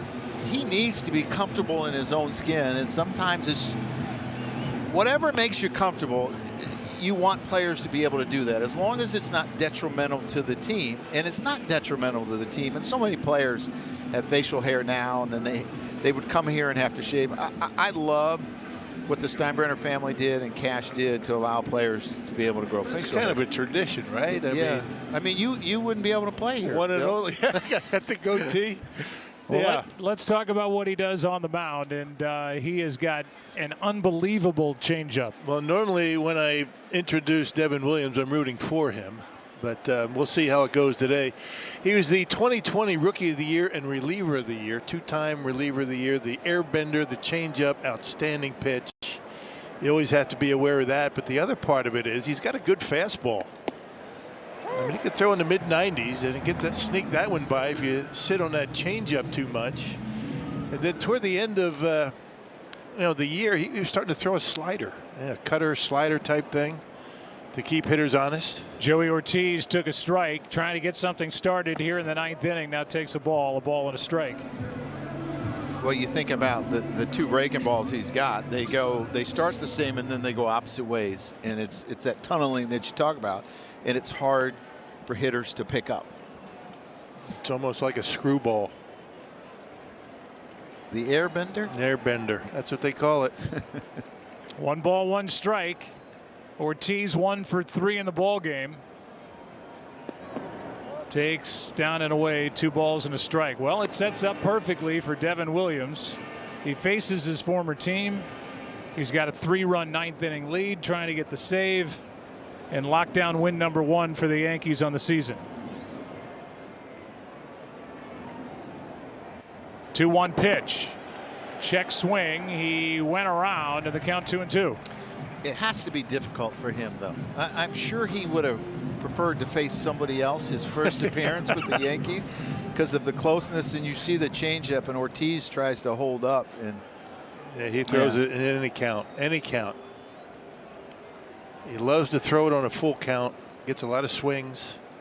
Not often is it a called strike. Now the 2-2. Right side base hit. Leadoff man is on for Milwaukee here in the 9th. And there's that aforementioned fastball. Yeah. Right down the middle of the plate. Yeah, he just didn't locate that, and Ortiz was ready for it. I mean, that's what you want to swing at, because you're probably, if you hit his airbender, you're not going to do a lot of damage anyway on that changeup. So Ortiz got a ball in the middle, and he didn't miss it. Devin has 68 career saves. That's 8th in Brewers history. Batter now is Isaac Collins, who pinch hit with the bases loaded back in the 6th inning, bounced into a force out at second. He takes a strike. Yeah, not many at bats last year. He was 2 for 18. Switch hitter waits and hits one a ton in the air to right. Back at the wall. This ball is up against. The runner will dig around third. That is Ortiz. They're going to hold him. And it's 2nd and 3rd with nobody out on a double by Isaac Collins. And just like that, the Brewers will bring up the tying run. Yeah, that's what they did a lot last year. We talked about these come from behind victories for the Brewers. They had 39 of them a year ago, and doing it just like this. A couple of base hits. Brewers haven't been able to really put together some much hard contact since the 3rd inning, but Devin Williams has given him a couple of pitches to get good swings on. And now Jake Bauers will come off the bench and bat for Vinny Capra, who homered 1 for 3 on his day. 2nd and 3rd, tying run at the plate. And a strike is in from Williams. So now if you're Devin Williams, the only guy you're concerned about is the hitter. They can score from 2nd and 3rd, and you still end up winning this game. You can't get caught up with trying not to give up a run. You will just need outs. Down and away, 1 ball, 1 strike. Another one in the category of it's never easy. Never is. Brewers making noise with a single, a double. And the 1-1 pitch to Bauers. 2-1. Yeah, Bauers came up with some huge home runs for the Brewers a year ago. Made some adjustments in his swing, trying to put more contact together. 12 home runs a year ago. Waits for a 2-1 pitch. Williams. There's a strike, 2-2.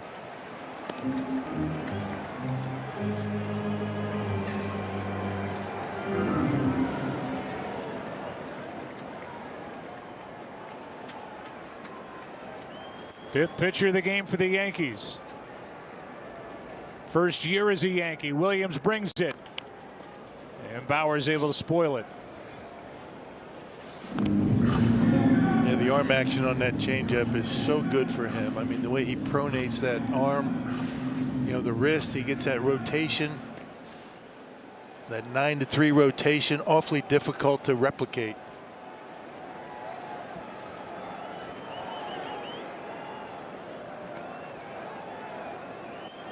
Here is a 2-2 pitch. Full count. Turang, the number 9 man on deck. And then back to the top of the order with Chourio here in the 9th inning. Well, there was talk that he was tipping at the end of last year. And if anyone would know, it would be the Milwaukee Brewers and would be aware of what he's throwing. That is ball 4 and the bases are loaded. And what you haven't seen is any really wild swings where they look clueless. Yeah, they've seen a lot of this guy.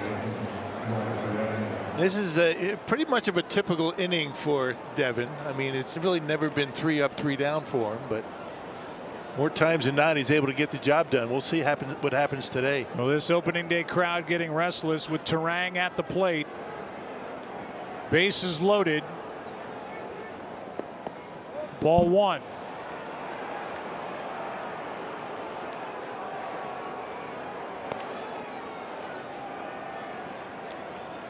The two-time All-Star in a jam in a blink.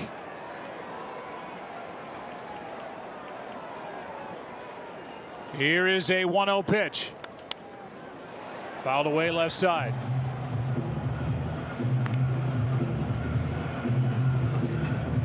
Baseball fans, New York fans, remember the Pete Alonso home run off Devin Williams. Looking for the save against the Mets in Game 3 of that wild card series. Blew the save. Mets moved on. Now pitching for the Yankees, up high, 2-1. And it almost looks like to me they're sitting on his changeup and just saying you're gonna get it. So because they're late on his fastball and they have not taken any wild swings at his changeup. And until you have 2 strikes, that's not a bad deal. That's not a bad idea. Here's a 2-1. Ball 3.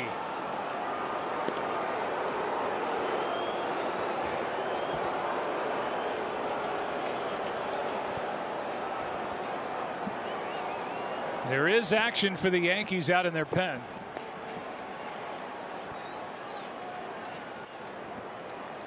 With Fernando Cruz. Next pitch. Fouled away. Full count.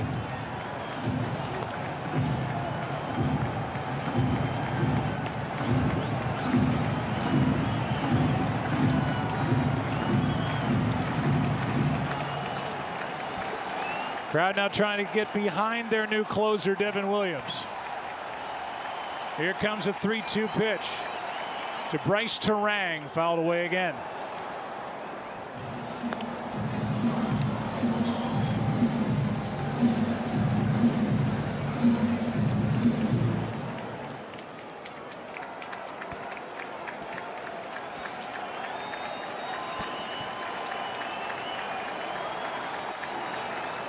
Three-two pitch. Fly ball into center field. Back is Grisham. All runners tag. Tagging and scoring is Ortiz. Tagging going to third is Collins. And it's a 2-run game. Yeah, that was a really good at bat by Bryce right there. Turang able to hang in there, spoil some tough pitches, and able to lift one into center field. And coming out to talk is Matt Blake, the pitching coach, with Jackson Chourio coming up. And what an opportunity for Chourio, who has struck out 4 times in this game, to deliver a big blow for the Milwaukee Brewers. Probably a good break with I mean, he's thrown 21 pitches already, and in spring training, closers don't throw a lot, and they don't get usually over 25 pitches in spring training because you know you can take a guy out and send him back out now with the rules in spring training. But he's got to concentrate on the hitter. Don't worry about the base runner at first. I don't think you'll see Jake Bauers running. Get the hitter. Another sac fly doesn't hurt you. Yeah. And more importantly, he got the top of the order up with all these base runners. Yelich on deck. Churio hit 21 home runs last year. First and third, 1 out. Ball 1.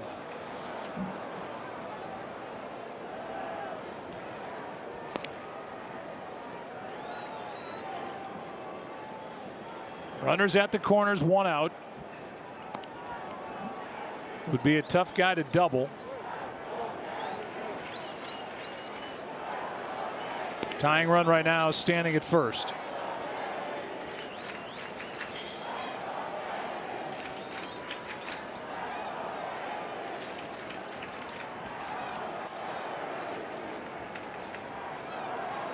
One 0 pitch, fouled away, a ball and a strike. You know, that's the beauty of this game. You draw it up every day, and it was going perfect through 8 innings, and here you are on the edge of your seat.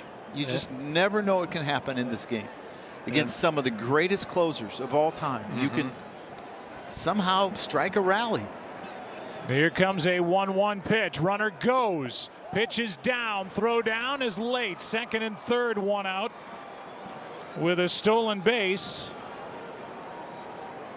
And now the tying run is in scoring position. And that's the thing about closers. Normally you can get a pretty good jump off of closers, and Devin Williams is included in that. Good jump by Bauers to get into scoring position. He's not even a base stealer. Right. That's base hit could tie it. 2-1 pitch.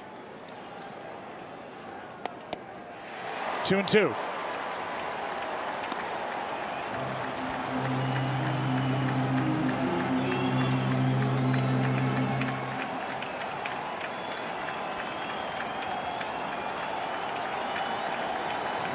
Crowd to its feet, 1 out in the inning. 2-2 pitch from Devin Williams is fouled down the third baseline. Devin threw more than 25 pitches only 2 times all of last season. And this will be pitch number 27 on opening day. Trying to lock down this save.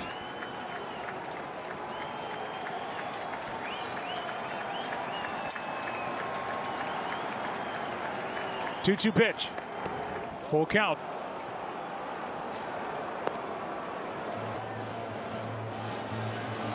number of full counts. I mean, that's why his pitch count is so high. There has been nothing that has been easy for him. It started off with Joey Ortiz working a full count and getting a base hit. 3-2 now. Just got a piece. Yeah, he's fighting it up there at the plate right now, but doing a good job just trying to stay alive, waiting for a mistake. And you know what has disappeared are the shadows. The shadows are no longer there, so I think hitters can see the ball much better than they could in the middle innings.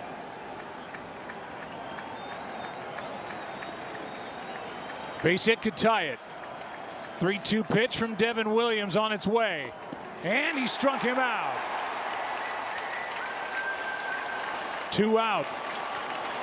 And 5 strikeouts in the ball game for Jackson Churio. Yeah, 3-2 changeup. And a lot of times hitters are much more aggressive 3-2 than they are 2-2. And Devin Williams will throw a ton of those on a full count.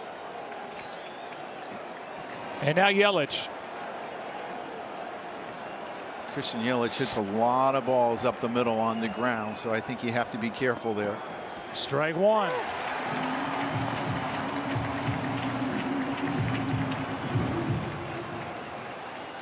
Oh for 3 with a walk. Coming off back surgery. The former MVP waits. Ball 1.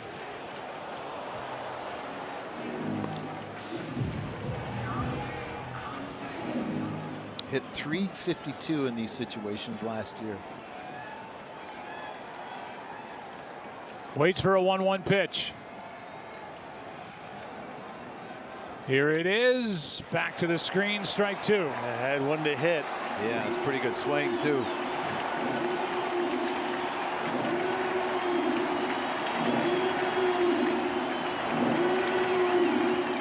Well, it hasn't been pretty, but Devin Williams in his Yankees debut is one good pitch away from getting out of this and getting the save. Here it comes. Ball too high.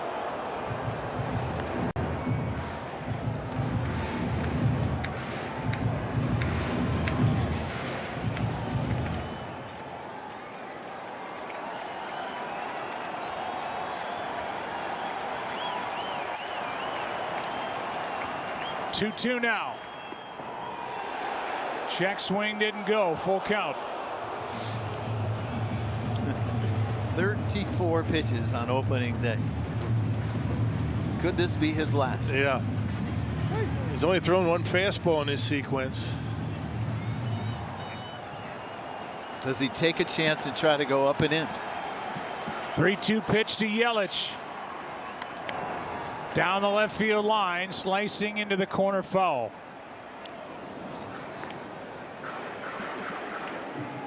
Again, I think these Brewers' approach has been really, really good. They're really trying to hit the fastball the other way so they can stay on the changeup or at least foul it off, and they've been really successful so far.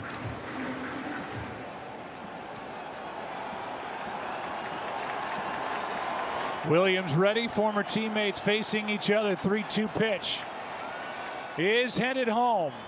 Struck him out, and the Yankees win it.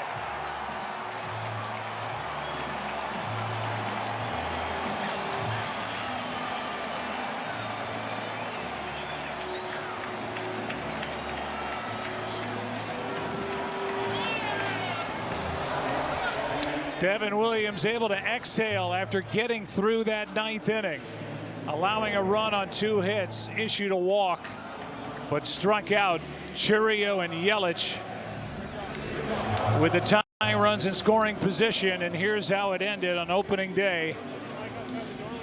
And for the Yankees, the victory.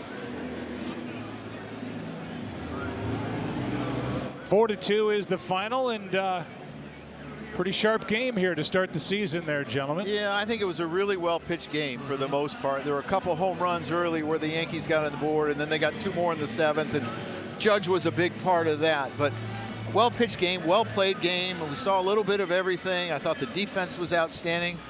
It came down to the new closer for the Yankees, Devin Williams, and he got it done. Yeah, and the Brewers did what they had to do in the 9th inning. We talked about all these come-from-behind victories. Get that tying run to the plate, get the go-ahead run